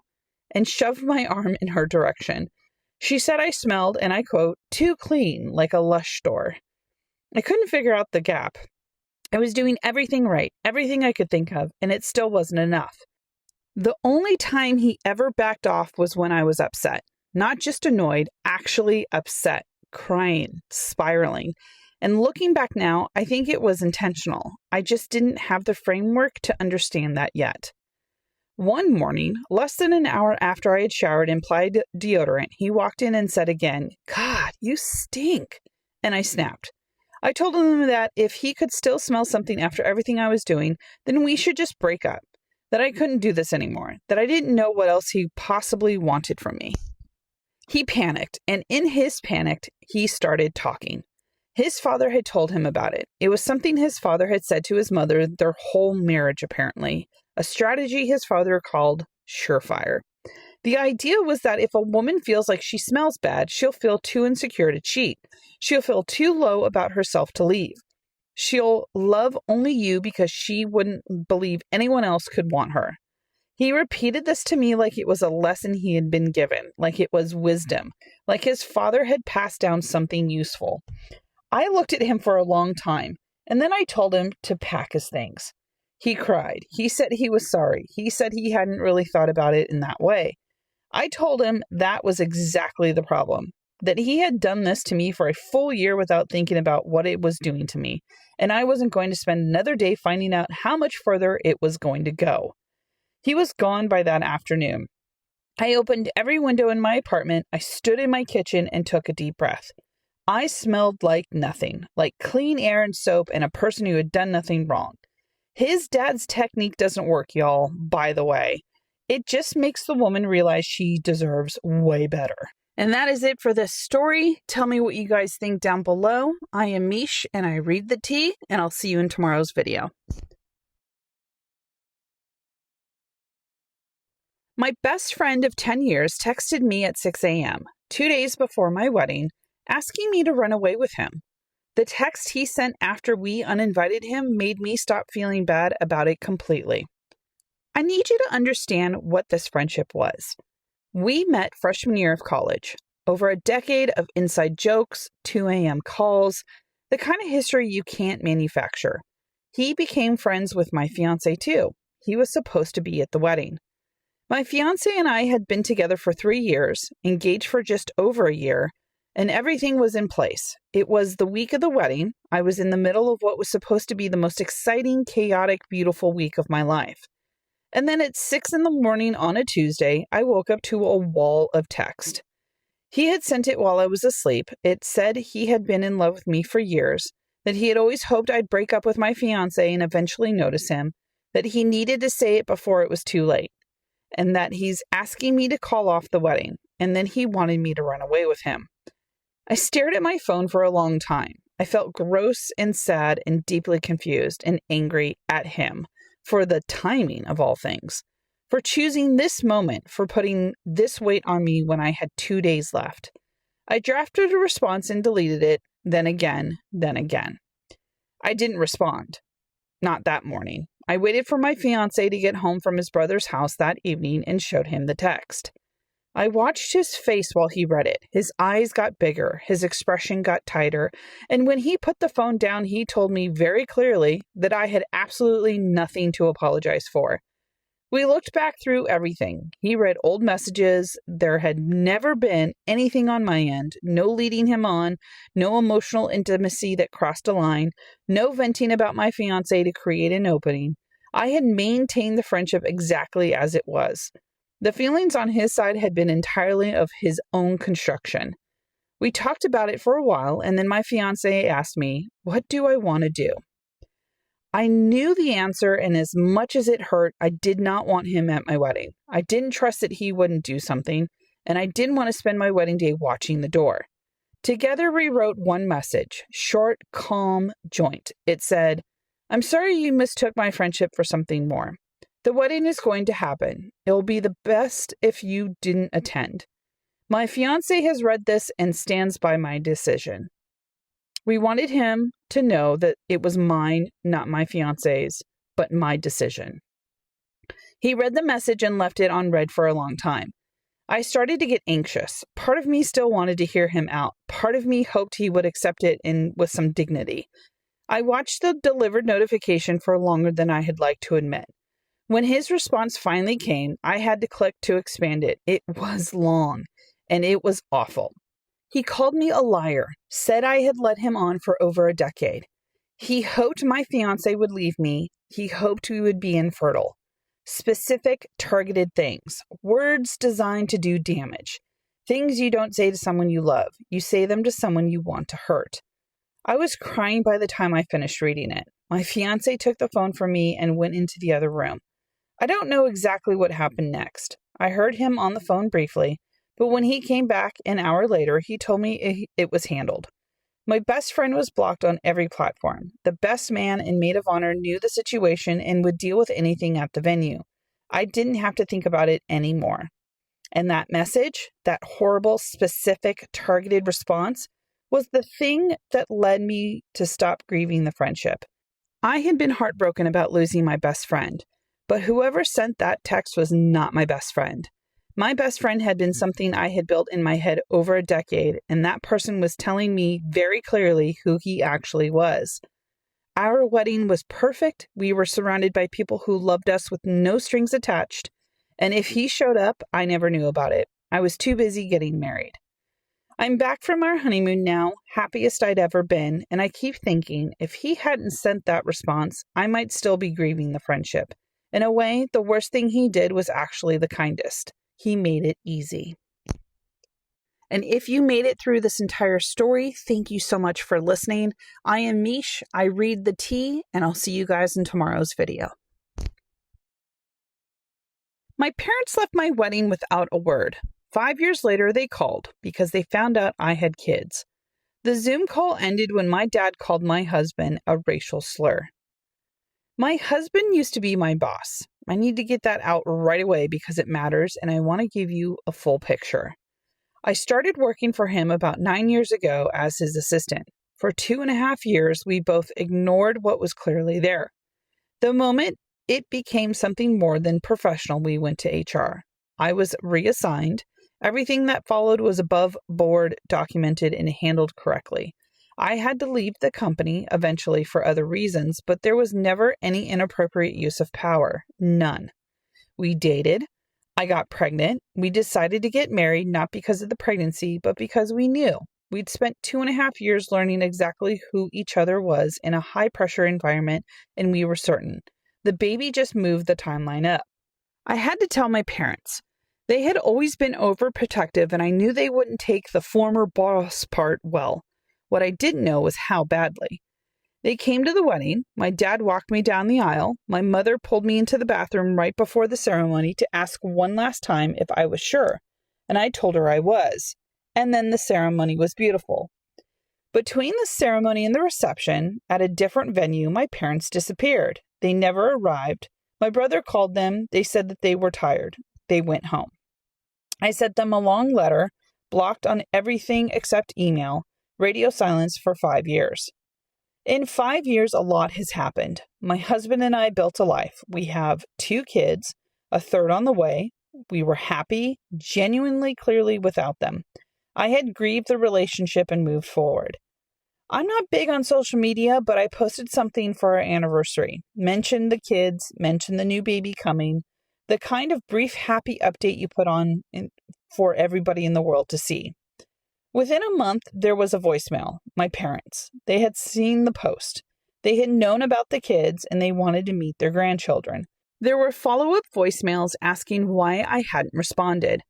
I thought about it for a long time. My instinct said 5 years was too long, that this was about the kids, not about them changing or respecting my choices. But I also remembered that when I sent my original letter, I told them that if they could ever learn to respect my marriage, we could talk. And I didn't want to be someone who moved the goalposts retroactively.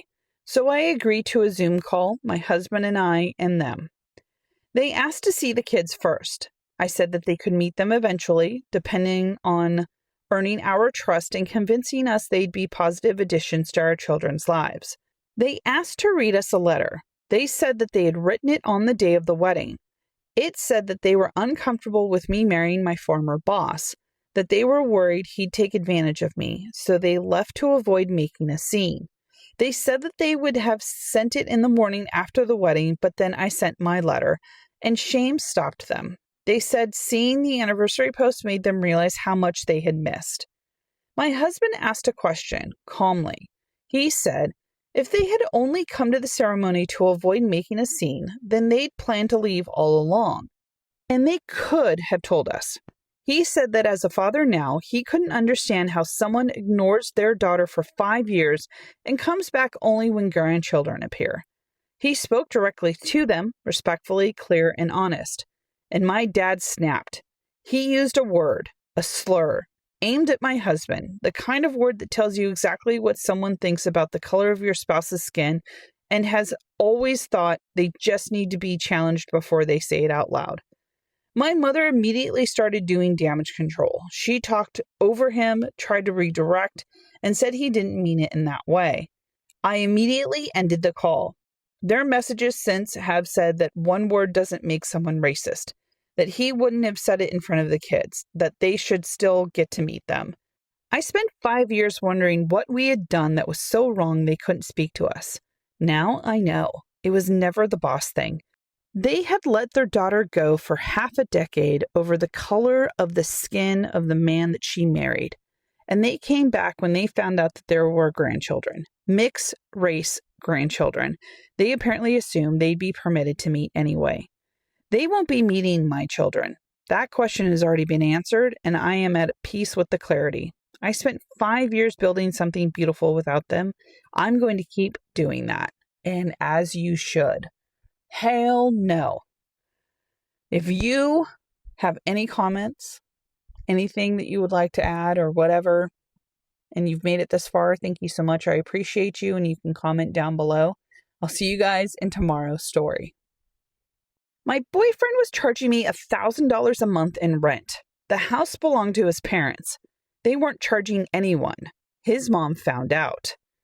I'm a graduate student. My income is limited, and when my boyfriend suggested we move in together, I was careful. I asked about costs. He found us a house, handled all the landlord communication, and told me rent was $1,000 a month. Normal for our area, maybe a little high for my budget, but manageable if I was disciplined. So I was disciplined. Every month, I sent $1,000 to an account he said belonged to the landlord. I tracked every expense. I skipped things I needed. I watched my boyfriend buy himself things comfortably while I counted every single dollar, and I blamed myself for not being better with my money.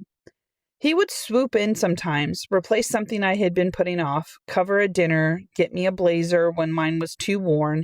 It made me feel grateful and a little embarrassed. He made more than me, but not dramatically more. I couldn't understand why he seemed fine and I was always just barely keeping up. I had been living in that house for a year when his mother mentioned it in passing, casually, just a sentence. Something about how nice it was that we were using the house, that she was glad it wasn't sitting empty. I asked her what she meant by using it. She told me the house was theirs and that they hadn't charged either of us anything. I went home that night and I asked him about the $13,000. He didn't deny it. He said he had been putting it into a separate account, that he was going to give it back to me as a surprise, a gift, so he could see how much I'd saved. He said it like it was like a king thing, like he had done something romantic. I asked him why. If he had been saving money for me, I had spent the last year struggling. Why I had gone without things I needed. Why he had let me feel like I was bad with money while he was sitting on $13,000 of my money. Why he had never once thought to mention that the rent wasn't real. He kept saying I was taking it the wrong way. Let me tell you what the wrong way looked like from the inside. It looked like months of skipping tires I needed until they were dangerously worn. It looked like wearing a blazer until the lining started falling out because I couldn't justify the expense. It looked like a boyfriend who got to play the generous hero every time he covered something. A hero he had manufactured by quietly keeping me just broke enough to need him. Whether he had thought of it in that way or not, that is how it was. I told him I was moving out with or without the money. He told me that if I left him, he could keep the gift for himself, that if I walked out the door, the account was his. So I called his mother. I told her everything. The account, the amount, the year of quote-unquote rent. She asked me to give her a few minutes. I heard her call him into the next room. I could hear her through the phone, not the words, just the tone, which told me enough. She called me back and told me to take photos of every room. I did. She cleared me to leave. I moved out. I thought it was the end of it, and that the money was gone and I was just going to have to accept it. I lost a year of rent, but I had my life back, and that felt like enough. 3 days later, a check arrived in the mail from his mother, $15,000 more than he had taken, with a handwritten apology. I stared at the check for a while, not because I was confused about whether to cash it. I cashed it, but because I was thinking about what it had meant. His mother had taken one phone call, heard what her son had done, and written a check within 72 hours. She saw it clearly. She didn't try to explain it away. She just fixed it in the only direction she could. I don't know what happened between them after that. Not my concern.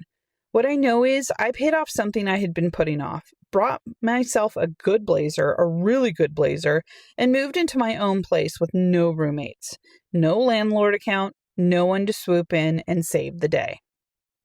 And that is the end of that story for today. If you made it this far, thank you so much. You're welcome to comment in the video down below. If you like more stories, full stories like this, make sure to follow, and I will see you guys in tomorrow's video. Bye.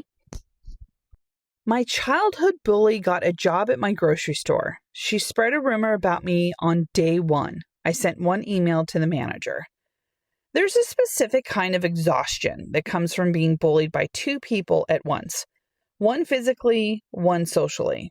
The brother was big for his age, and he made sure I knew it. Regular beatings, nothing subtle. The sister was different. She used words and rumors and public humiliation, the kind of damage that doesn't leave marks but follows you home anyway. For years it went on. 5th grade, 6th grade, the first half of middle school. Teachers didn't do much. I was a weird kid, socially unaware, a little odd, probably an easy target. I knew I was different. I didn't know how to fix it. The best day of my early life was finding out that they were going on to a different middle school. I was more excited about leaving them behind than I was about anything else that year.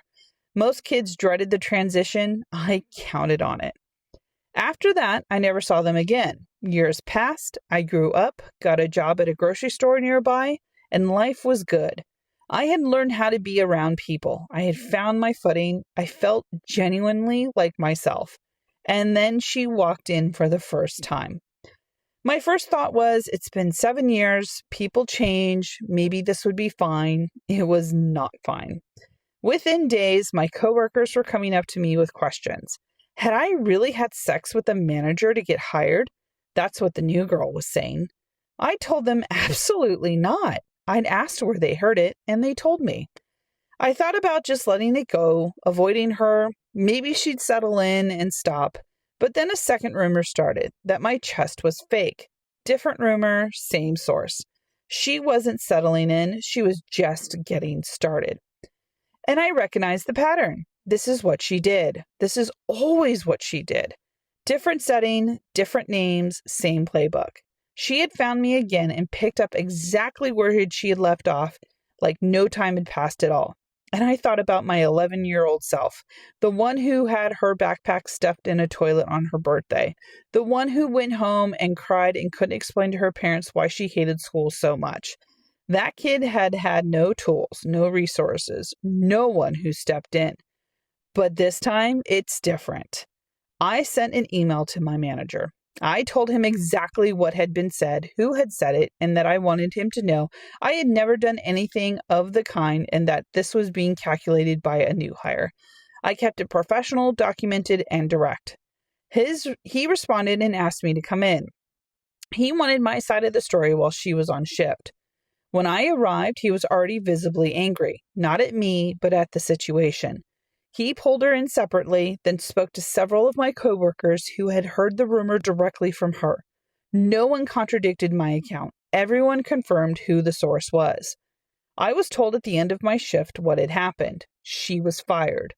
On her way out, she stopped in front of me. She looked at me in the eyes and said, "F you, tattletale," and left. I thought about that word for a while, tattletale. The same word bullies have always used when someone speaks up. The idea that the problem isn't what they did. The problem is that you said something about it. That you're the snitch, not them. That you're the one who broke the code. I am so glad I broke the code. The little girl who had her backpack thrown in a toilet on her birthday, the one who sat in a stall and cried because she didn't know what to do, she would be proud right now. She would be so stinking proud right now. I still work at the store. I like it there. The manager nodded at me the next morning and said good morning, and that was that. Life moved on. And that is it for today's story. Down with the bullies, down with the haters. Same playbook. Then she knew exactly what needed to get done. Get her done. Well done. Oh, I love those types of stories.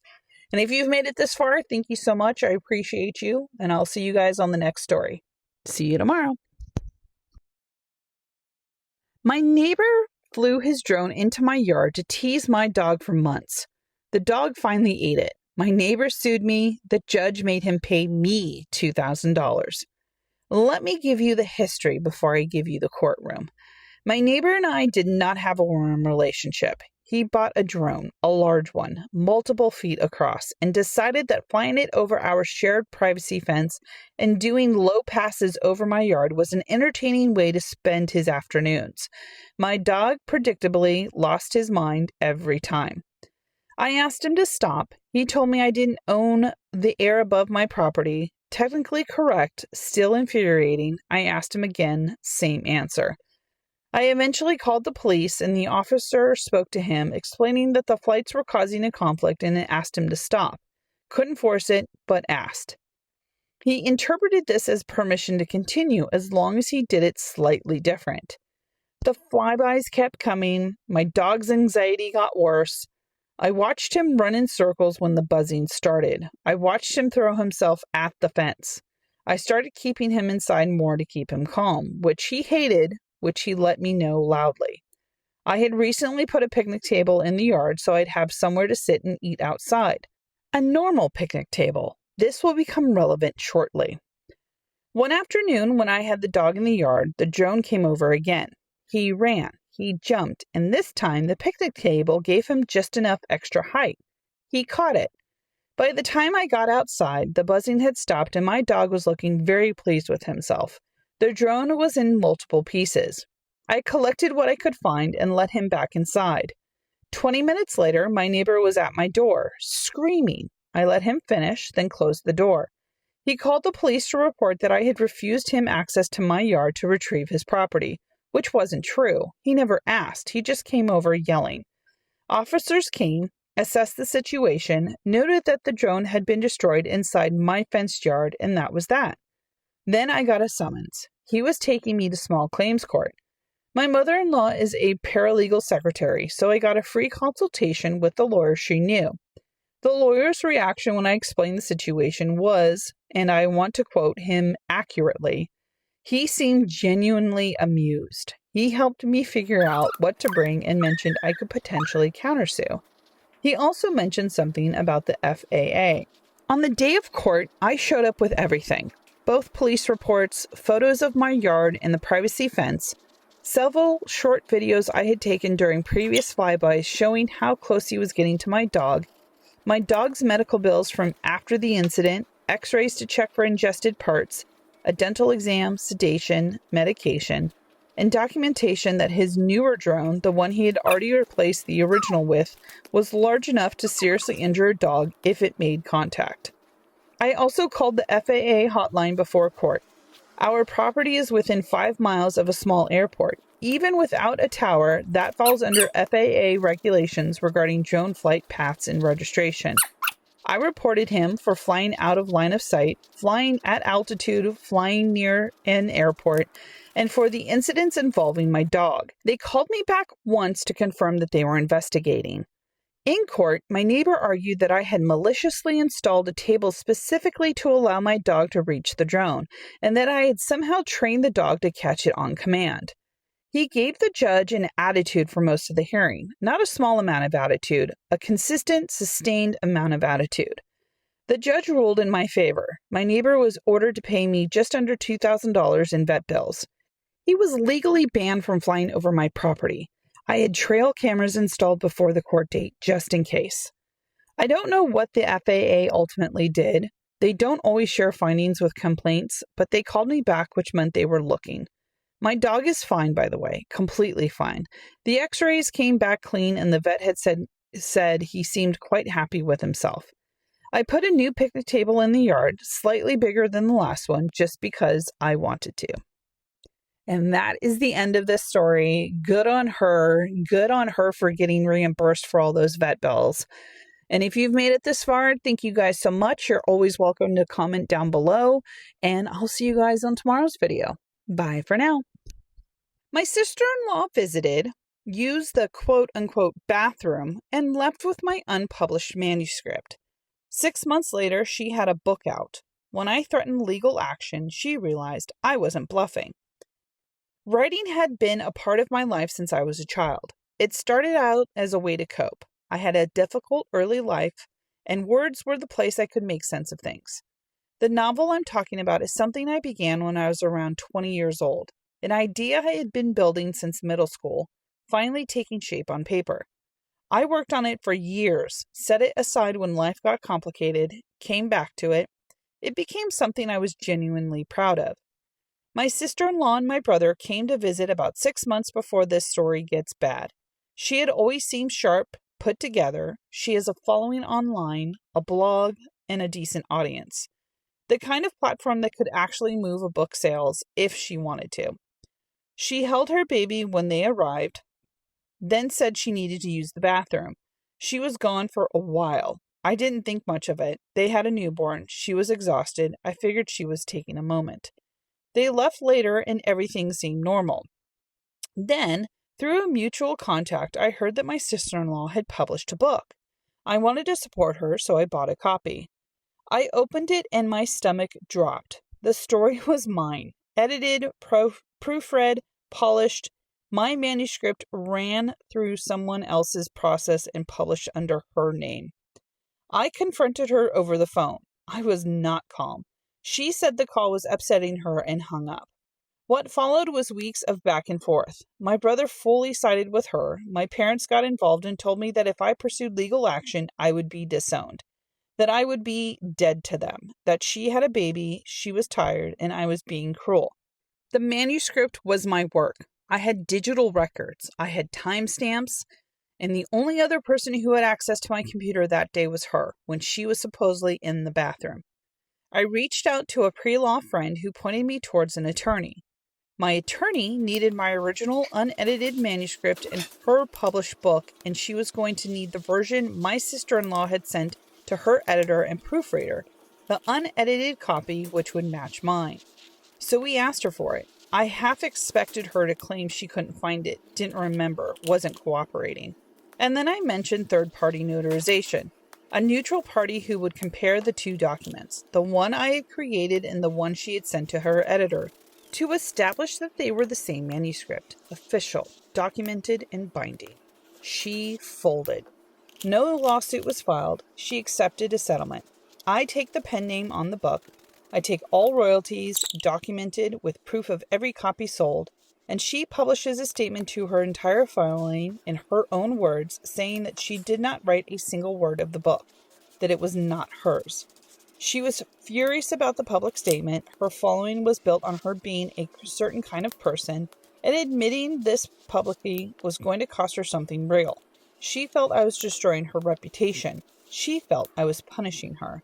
I thought about the years I had spent on that book, the nights I'd stayed up working on it, the version of me who had started it at 20 because I needed somewhere to put the things that I couldn't say out loud. I thought about how she had stood in my apartment and smiled at me and left with my work under her arm without saying a word. I told my parents to use my business email if they had anything to say to me. I was done. I had grieved the family I thought I had for a long time before I got to this point. The ones who threatened to disown me if I stood up for myself. The ones who thought that of her being tired from a new baby was a more compelling reason than the fact that she had stolen years of my life and put her name on it. I have my friends. They have been more of a family to me than my biological ones for a long time, and this experience just made it cleaner. The book exists. The pen name is mine. The royalties come to me, and somewhere on the internet there is a public post under her name that says that she didn't write a word of it. That's the whole truth, and the whole truth is more than enough. And that is the end of this story. If you've made it this far, you're welcome to comment down below if you'd like to. If not, I'll see you guys on the next video. Make sure to follow because I post every single day. I'll see you guys then. My dad died and left his entire $3 million estate to my two brothers. The reason? Your future husband will provide for you. My father believed certain things about how families work, about the role of sons versus daughters, about who provides and who is provided for. He believed these things quietly for most of my life. Not loudly, not cruelly, but consistently. And the way decisions get made and resources get directed and who is asked about their career versus who is asked about their relationship status. I know he had these beliefs. I had navigated around them for years. I had built my own life specifically so I wouldn't be dependent on anyone else. Not a husband I didn't have, not my family's money, nothing but my own work, and I was proud of that. When he died, I was gutted. Whether complications existed between us, he was my father, and grief is grief. It doesn't wait for resolution. A few months after he passed, his will was read. The estate, approximately $3 million, went to my brothers. Both of them split between them. I was not even mentioned. The reason given was that my future husband would one day provide for me, and therefore I had no need for an inheritance. I wanted to be precise about what this meant in practice. I am 27 years old. I am not married. I am not close to getting married. I am financially independent, self-supporting, and have been for almost a decade. The future husband my father was counting on to provide for me exists nowhere except in an assumption he made about my life without asking me about it. My first instinct was to absorb it. That's what I had been trained to do with the ways his beliefs showed up. Absorb it, adjust, keep going. Arguing with his worldview while he was alive had rarely produced results. Arguing with his will felt impossible. But I was angry, not just sad, genuinely bone-deep angry, at the idea that my worth to my father had been contingent on a man who didn't exist, that I had built an entire independent life and it had counted for nothing in his accounting. Someone online, when I posted about it, asked me a simple question. Had I talked to my brothers? I hadn't. I had assumed they would either not care or side with the terms of the will. They had been named on it. They had been benefited. I didn't see why they would want to give me any of it. Question stayed with me, and eventually I called them. I told them what it felt like, not just the money, but the meaning behind it. What it said about how our father had seen me. What it had said about my choices and my work had amounted to in his view. I told them I wasn't asking them to feel guilty for something they hadn't decided, but I needed them to understand what it had been communicated to me by being left out. And they listened. I want to say that simply because it matters. They didn't get defensive. They didn't tell my dad he had his reasons. They actually listened, and when I finished, they were quiet for a moment, and then they said that they hadn't fully thought about it, what it meant for me when they accepted the terms. We got legal advice together. There was a clean path, a reconstructing that didn't require contesting the will in a way that would drag things out and cost everyone. They had to agree to it voluntarily, and they did, both of them, without being forced. Both of my brothers apologized, not with excuses, just, we're sorry, we didn't see it, and we should have. Will receive my equal share. The thought about what my father believed and whether it came from cruelty or from something older that he never questioned, I don't think he meant to hurt me. I think he genuinely believed that a woman's security came from her husband, and that belief was so deep and so settled in him that I never occurred to him to interrogate it. He didn't see the world I was actually living in. That doesn't make it okay, but it makes it something I can put down without breaking me. My brothers and I are splitting our father's estate equally, and honestly, the part that matters the most isn't the money. It's that when I asked to be seen as someone who deserves the same, they both said yes. And that is the end of this one. Wow, that one was a good one, honestly. I'm a sister. I have two brothers, and I appreciate just how it was handled. If you've made it this far, thank you so much for listening. I hope that you will like, share, follow this account, because even that is massive and I totally appreciate it. I'll see you guys on the next video tomorrow. Goodbye for now.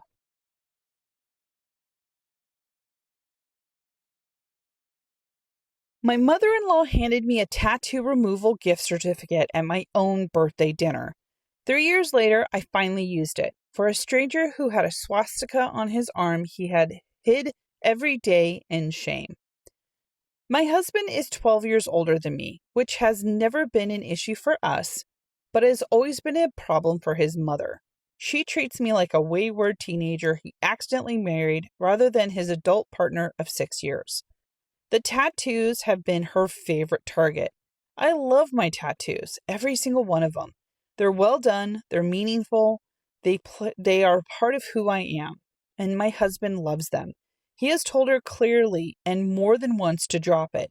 She'll drop it, and then wait, and then pick right back up again with them. 3 years ago, we hosted both families for my birthday, our first big gathering since the wedding. Everyone brought gifts. His mother handed me an envelope at the dinner table and told me to open it right there in front of everyone. Inside was a gift certificate to a local laser tattoo removal business. $500. She said she assumed, now that I was a married woman planning children, I would want my tattoos removed. She said it pleasantly, like she was doing me a favor. My husband and I were both caught off guard. I half-heartedly thanked her because I didn't know what else to do in front of everyone. Later, he called her and told her to take it back and get her money back. She blatantly refused, and she said I would want it someday. So I put that thing in the kitchen junk drawer. For 3 years, it sat there being between expired coupons and a pen that didn't work and a birthday candle shaped like the number 30. Every now and then I'd see it and think about what to do with it. Use it ironically on a tattoo I didn't have yet, donate it, or frame it as art. In those 3 years, I added 3 more tattoos to my collection, not as a statement, just because I wanted them. But if it also made my mother-in-law a little upset every time she saw me, I can't say that I felt bad. The certificate sat there. The right use for it hadn't arrived yet. Then I got a call from a friend. My friend is the director of a restorative justice organization. She works with people at various stages of leaving behind harmful identities, helping them reintegrate and rebuild. She called to catch up, and I mentioned the gift certificate, still sitting in the drawer, still unused. She went quiet for a second, then she said she had someone. He was a man who had made choices years ago he spent every day since regretting. On his arm, visible when he wore short-sleeved t-shirts, was a swastika.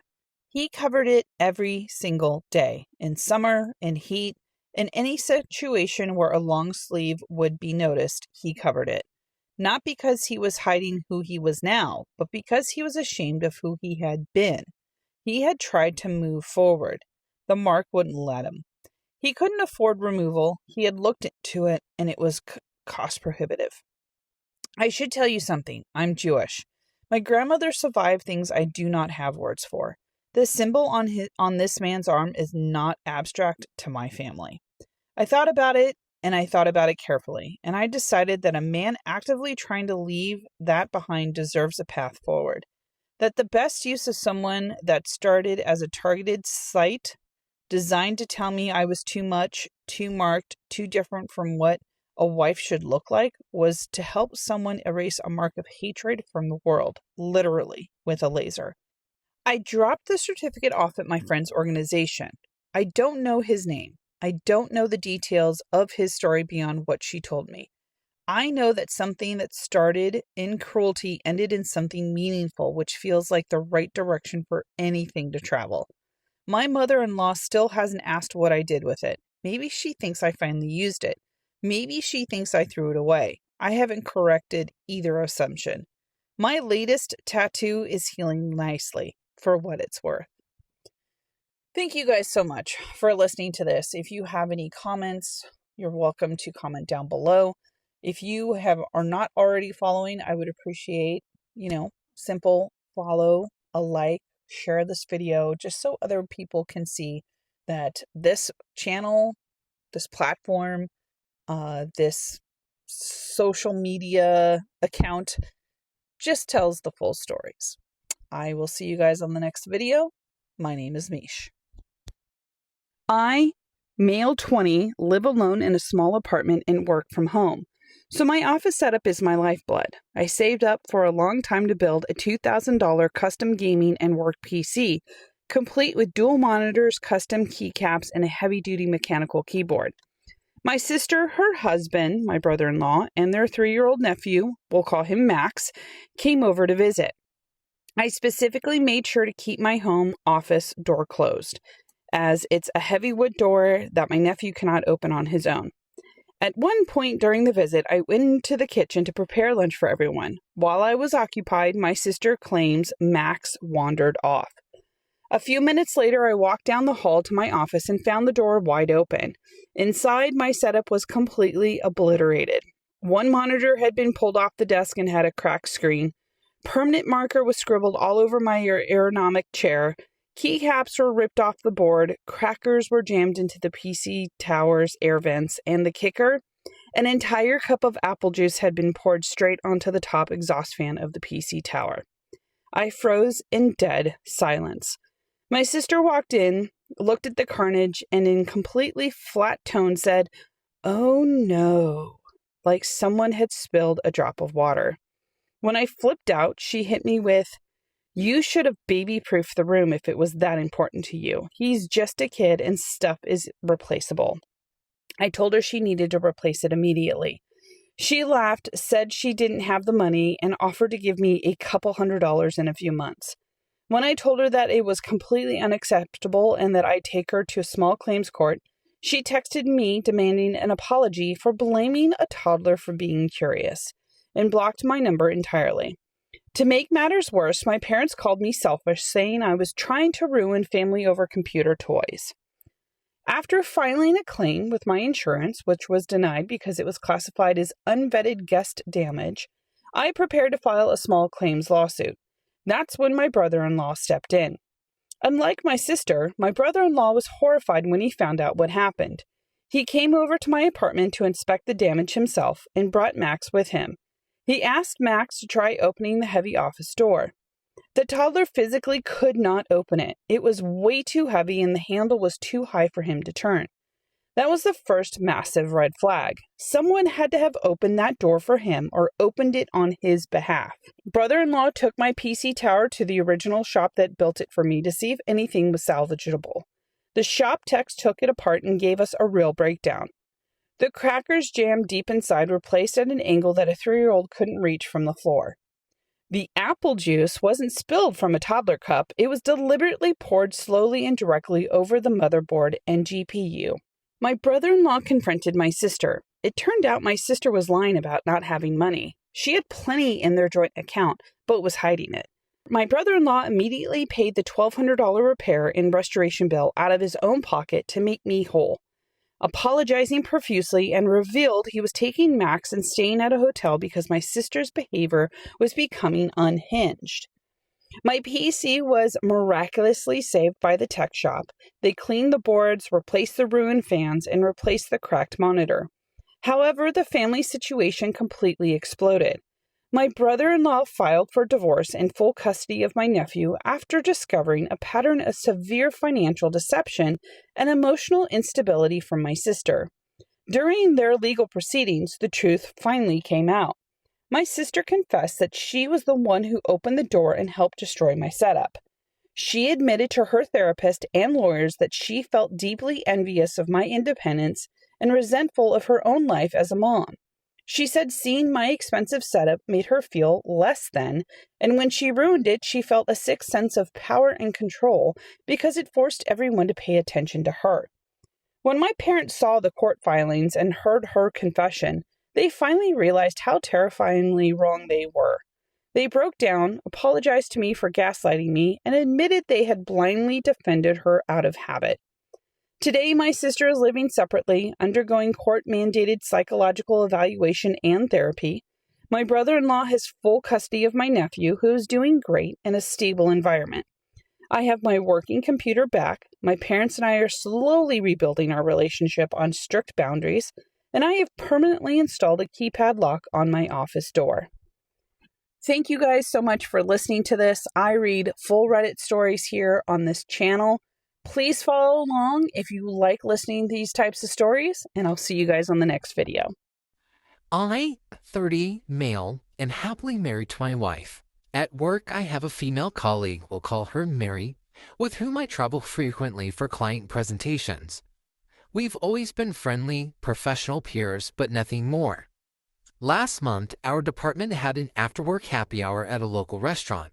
Mary had a few too many drinks and started making loud, overly personal jokes in front of about 10 of our coworkers. She was roasting me about my travel habits, like how I look sweaty after going to the hotel gym, and then she walked up, wrapped her arms around me, and hugged me tightly in front of everyone.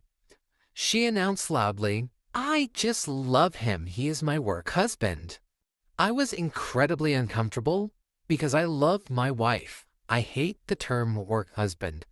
I also noticed several coworkers staring at us. To immediately diffuse the awkwardness and set a boundary, I gently unclasped her hands from my shoulders, stepped back, and laughed it off by saying, "Whoa there, you're more like my work sister, which is why I like annoying you so much."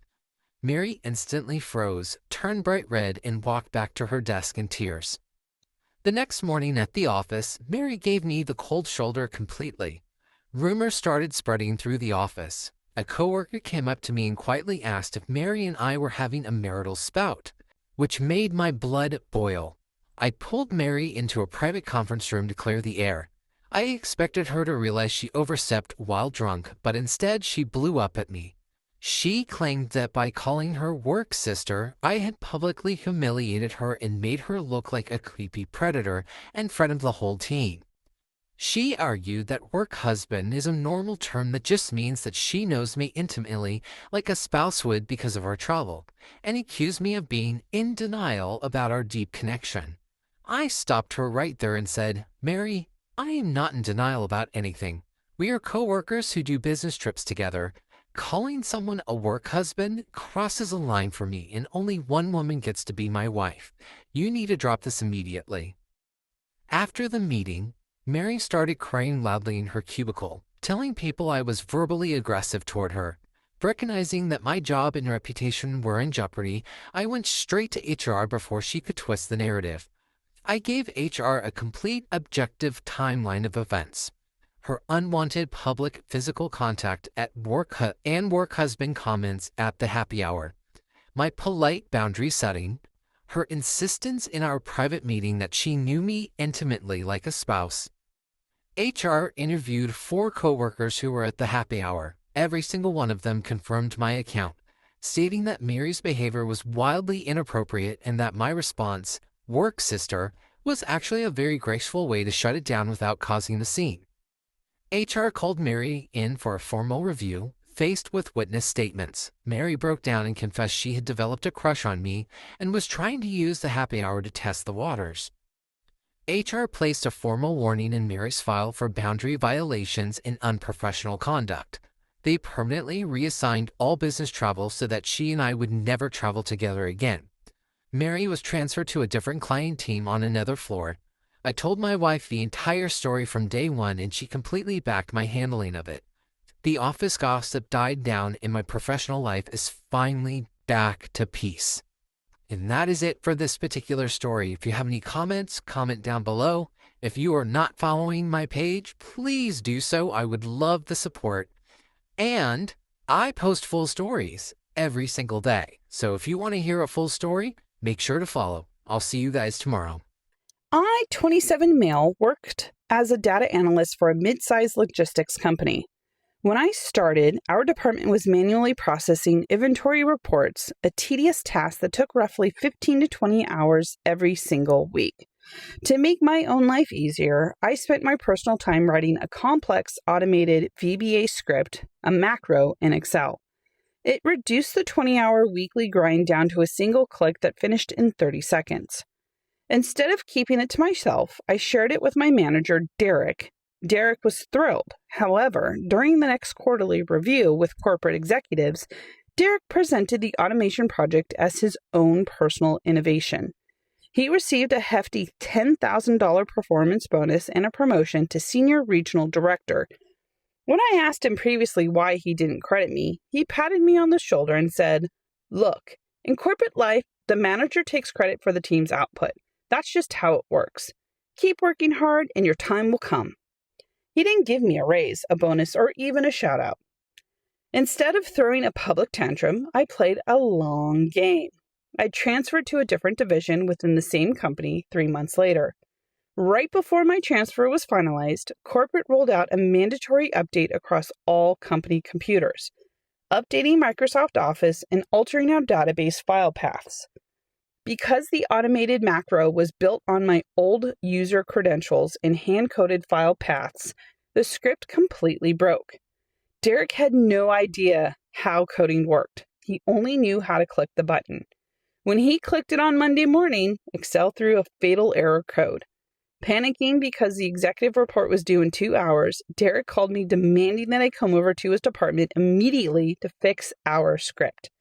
I calmly told him over the phone, "I'm in a new department now with my own deadlines. Besides, since you created the script for your bonus presentation, you should know how to fix it." Derek tried to throw me under the bus. He filed an official grievance with HR, claiming I was sabotaging company infrastructure and refusing to assist senior management. That was his fatal mistake. HR called us both into the meeting alongside the VP of Operations. When asked about the broken software, Derek claimed I was hiding proprietary code from him. I calmly pulled out my laptop and presented a complete digital paper trail. The original source code timestamps on my personal GitHub, showing creation dates outside of working hours. The email where I originally sent him the file, which he replied to saying, "Thanks, I'll test this out." His executive presentation deck where he explicitly claimed he wrote the script line by line himself. The VP turned to Derek and asked, "If you wrote this code to earn your promotion, why do you need a junior analyst to debug it for you?" Derek turned ghost pale and couldn't answer. An internal audit was triggered. HR discovered Derek had been taking credit for multiple employees' work for years. He was stripped of his senior title, forced to repay the bonus through salary garnishment, and eventually quietly resigned a month later out of embarrassment. Corporate created a new role, Operations Automation Lead, and offered it to me with a 40% salary bump. Aw, yeah.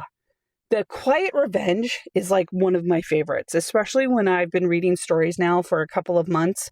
This right here is just, it takes the cake for me, and I totally love these types of stories. And if you like these types of stories, make sure to follow along. I read them daily and the full story. No cliffhangers here. I'll see you guys in the next one. I, 28 female, have been dating my boyfriend, Mark, 30 male, for 3 years, and we live together in a 2-bedroom apartment. On Tuesday, I had a brutal 12-hour workday. I texted Mark around 4 p.m. saying I was exhausted, had a massive headache, and was looking forward to a quiet night of takeout and sleep. He didn't reply for 4 hours, which was unusual, but I assumed he was busy at work. I finally got home around 7:30 p.m., unlocked the door, and walked into our apartment, only to find the dining table set, music playing, and Mark sitting on the couch drinking wine with his ex-girlfriend, we'll call her Sarah. I was stunned. Mark and Sarah had broken up years ago and hadn't spoken in over a year. I asked Mark what was going on. He casually smiles and says, "Oh, Sarah was in town for a conference, so we grabbed drinks after her meeting and I invited her over for dinner." I pulled Mark into the kitchen and reminded him that I had been working a 12-hour shift, was sick with a migraine, and had explicitly asked for a quiet night.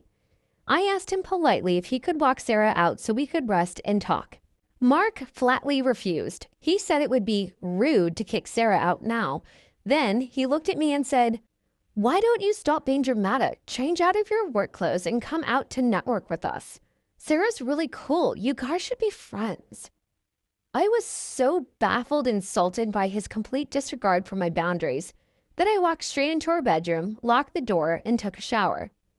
For the next 3 hours, I laid in bed with a migraine while I heard Mark and Sarah laughing, opening another bottle of wine, and eating the dinner Mark had cooked for them, something he rarely did for me on weeknights. Around 11 p.m., I heard the front door close and Sarah finally left. Mark walked into the bedroom completely unfazed, holding a glass of water, and asked, "So, are you done throwing your tantrum now?" When I confronted him about how disrespectful it was to ignore my texts, invite an ex over without asking, and force me out of my own living room while I was sick, he tried to gaslight me. He insisted that I was insecure, jealous, and trying to control who he's allowed to be friends with. I didn't yell or argue back. In that moment, something inside me just clicked, and I realized he didn't care about my comfort, my health, or my respect. The very next morning, while Mark was at work, I called in sick to my job. I called my best friend, hired a local moving crew, and spent 6 hours packing every single thing that I owned out of that apartment. Since both our names were in the lease, I called our landlord, paid the fee to break my portion of the contract, and handed over my keys. I moved my stuff into a short-term rental setup and went completely radio silent. When Mark came home from work to an empty bedroom, missing furniture, and half a living room cleared out, he panicked. He called me 20 times and sent a wall of frantic text messages. "Where are you? Where's the TV? Is this a joke? Please call me. I'm sorry." I sent him one final text. "You told me I was being dramatic for wanting respect in my own home. You prioritized your ex-girlfriend's comfort over your sick partner of 3 years. You don't have to worry about my tantrums anymore. The landlord has been notified, my half of the rent is settled, and we are done. Do not contact me again." I blocked his number, blocked his social media, and changed my emergency contacts at work.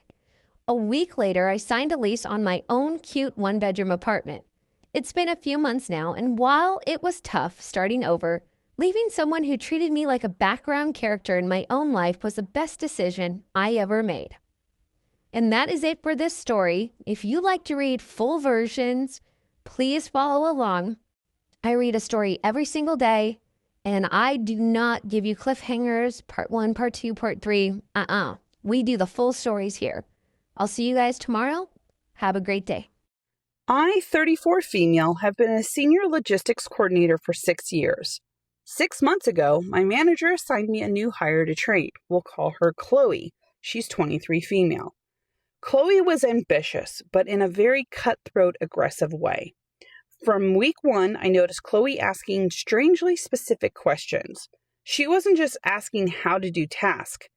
She was asking for my personal login credentials to vendor portals, access to my client contact lists, and asking if I ever planned on leaving the company. I politely established boundaries, taught her the standard procedures, but kept my high-level client management under my direct supervision. A month in, my manager called me into his office looking disappointed.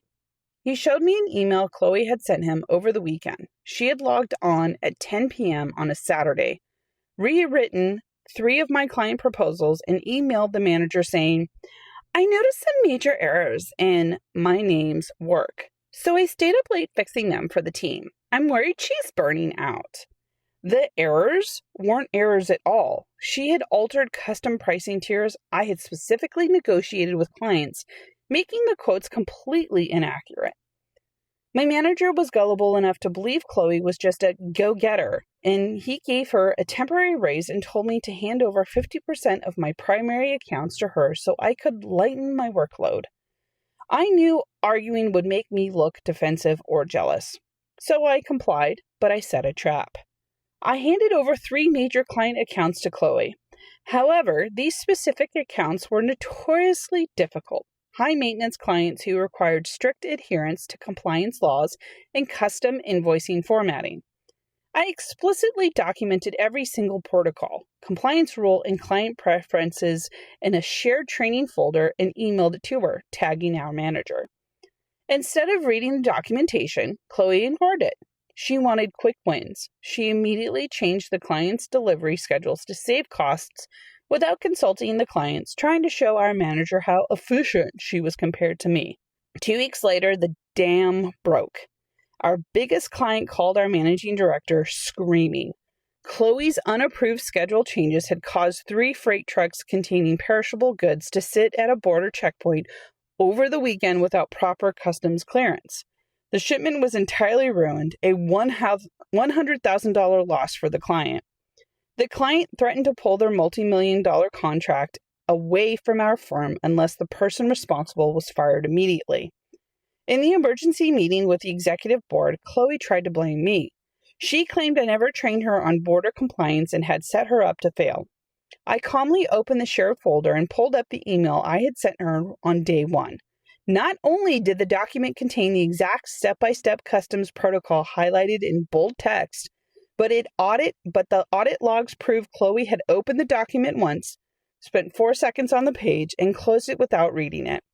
Furthermore, emails showed the client had explicitly warned her about the border rules, and she had replied, "I know what I'm doing." Chloe was terminated on the spot and escorted out of the building by security. My manager received a formal written reprimand for bypassing standard oversight protocols to favor Chloe. I was given full control back over my accounts, plus a performance bonus for stepping in over the weekend to salvage the relationship with this major client. And that is it for this particular story. If you like hearing full stories, no cliffhangers, make sure to follow. I read a story every single day. I'll see you guys on the next one. Bye for now. I, 29 female, work at a tech company that prides itself on workplace culture. Enter Sarah, 40 female, an administrative executive who appointed herself head of the unofficial culture committee.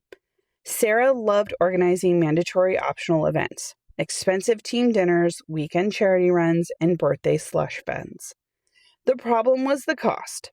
Sarah insisted that every employee contribute $50 a month into a cash envelope for office perks and birthday gifts. As an entry-level employee paying off student loans, I couldn't afford $600 a year for office cupcakes and forced socialization. When Sarah handed me the cash envelope on my first month, I politely declined, saying, "My budget is pretty tight right now, so I won't be participating in the monthly fund, but I'm happy to sign cards or bring homemade treats." Sarah's face went cold. In this company, we are a family. Not being a team player gets noticed. From that day on, Sarah made my life miserable. Whenever it was someone's birthday, she would publicly hand out cupcakes to everyone in the cubicle row, intentionally skipping my desk while saying loudly, "Only contributing members get cake." She stopped including me in department-wide calendar invites for lunch and learns. When performance review season arrived, my peer review score unexpectedly tanked. I discovered Sarah had actively gone around to my coworkers telling them I was antisocial, cold, and not aligned with company values. The turning point came when Sarah organized a mandatory weekend team bonding retreat at a cabin 2 hours away. Attendance was expected, but employees were required to pay $150 out of pocket for accommodation. I refused to pay or attend. Sarah sent a department-wide email listing the names of everyone attending, adding a line at the bottom, "Special note, my name, had chosen not to support the team this weekend." I had kept every single passive-aggressive email, every skipped calendar invite, and recorded the birthday envelope interactions. I brought the entire package straight to HR and the legal compliance department. I pointed out 2 major legal issues: coercing employees to contribute personal cash for workplace events, creating a hostile work environment, and 2, forcing employees to pay out of pocket for mandatory weekend events, violating labor laws regarding unpaid overtime and mandatory work functions. HR immediately launched an investigation. They demanded Sarah produce the accounting ledgers for the Culture Committee cash fund, which had collected thousands of dollars over 3 years. Sarah couldn't produce records. An internal financial audit revealed Sarah had been using over half of the collected cash fund for her own personal expenses, including spa days and high-end grocery shopping, while using the leftover money for cheap office cakes. Sarah was fired immediately for gross misconduct and embezzlement of employee funds. The company issued a company-wide policy explicitly banning all cash pools and peer-funded office events, mandating that all future team activities be 100% company-funded. My performance review scores were scrubbed and recalibrated by a neutral party, resulting in a retroactive salary adjustment. Ugh.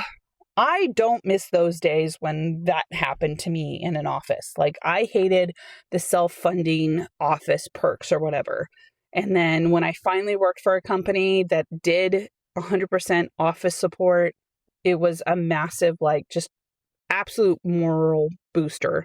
So if you guys like full stories like this, make sure to follow. I read them every single day and I leave no cliffhangers. I'll see you guys in tomorrow's story. I, 29 female, have been with my boyfriend, we'll call him Jason, 31 male, for 4 years, and we have been living together for 2. We've always talked about buying a home and starting a family. Jason was a financial planner, organized, conservative with money, and always preaching the importance of saving. We split our rent and living expenses 50-50, but because he was so strict about saving, we rarely went on vacations or went out for nice dinners.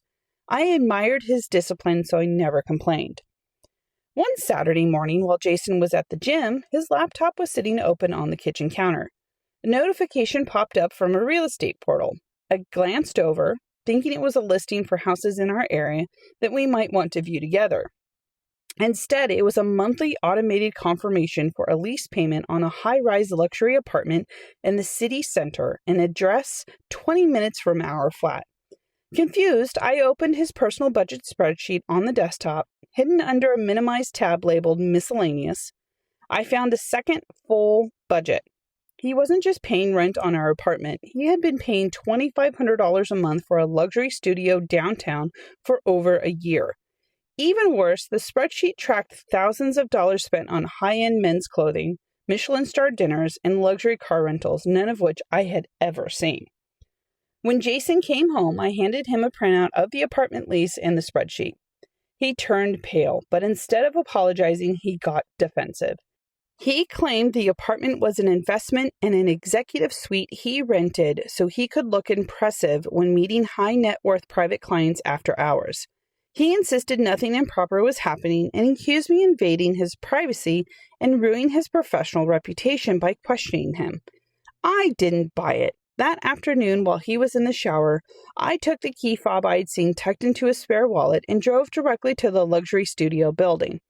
When I used the key fob and opened the door, I didn't find an office or client meeting room.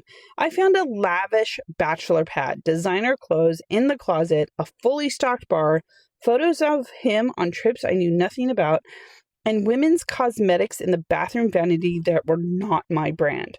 He was essentially living a completely separate life as a single wealthy bachelor while keeping me in a modest apartment, splitting basic rent, and convincing me we were too broke for nice dates.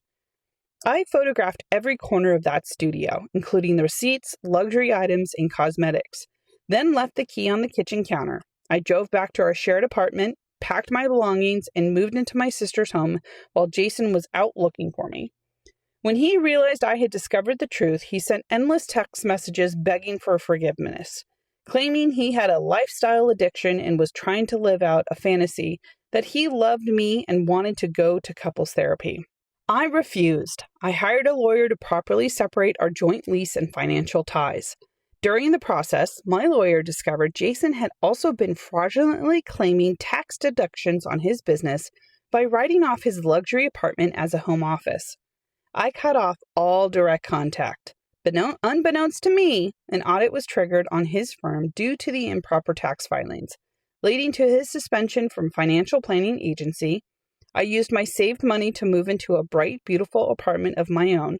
6 months later, I am thriving, enjoying my life without someone counting every single penny while secretly spending thousands on a lie. And that is it for this story. Thank you so much for listening. If you've made it this far, follow along because I read full stories every single day. No cliffhangers here. I'll see you guys tomorrow.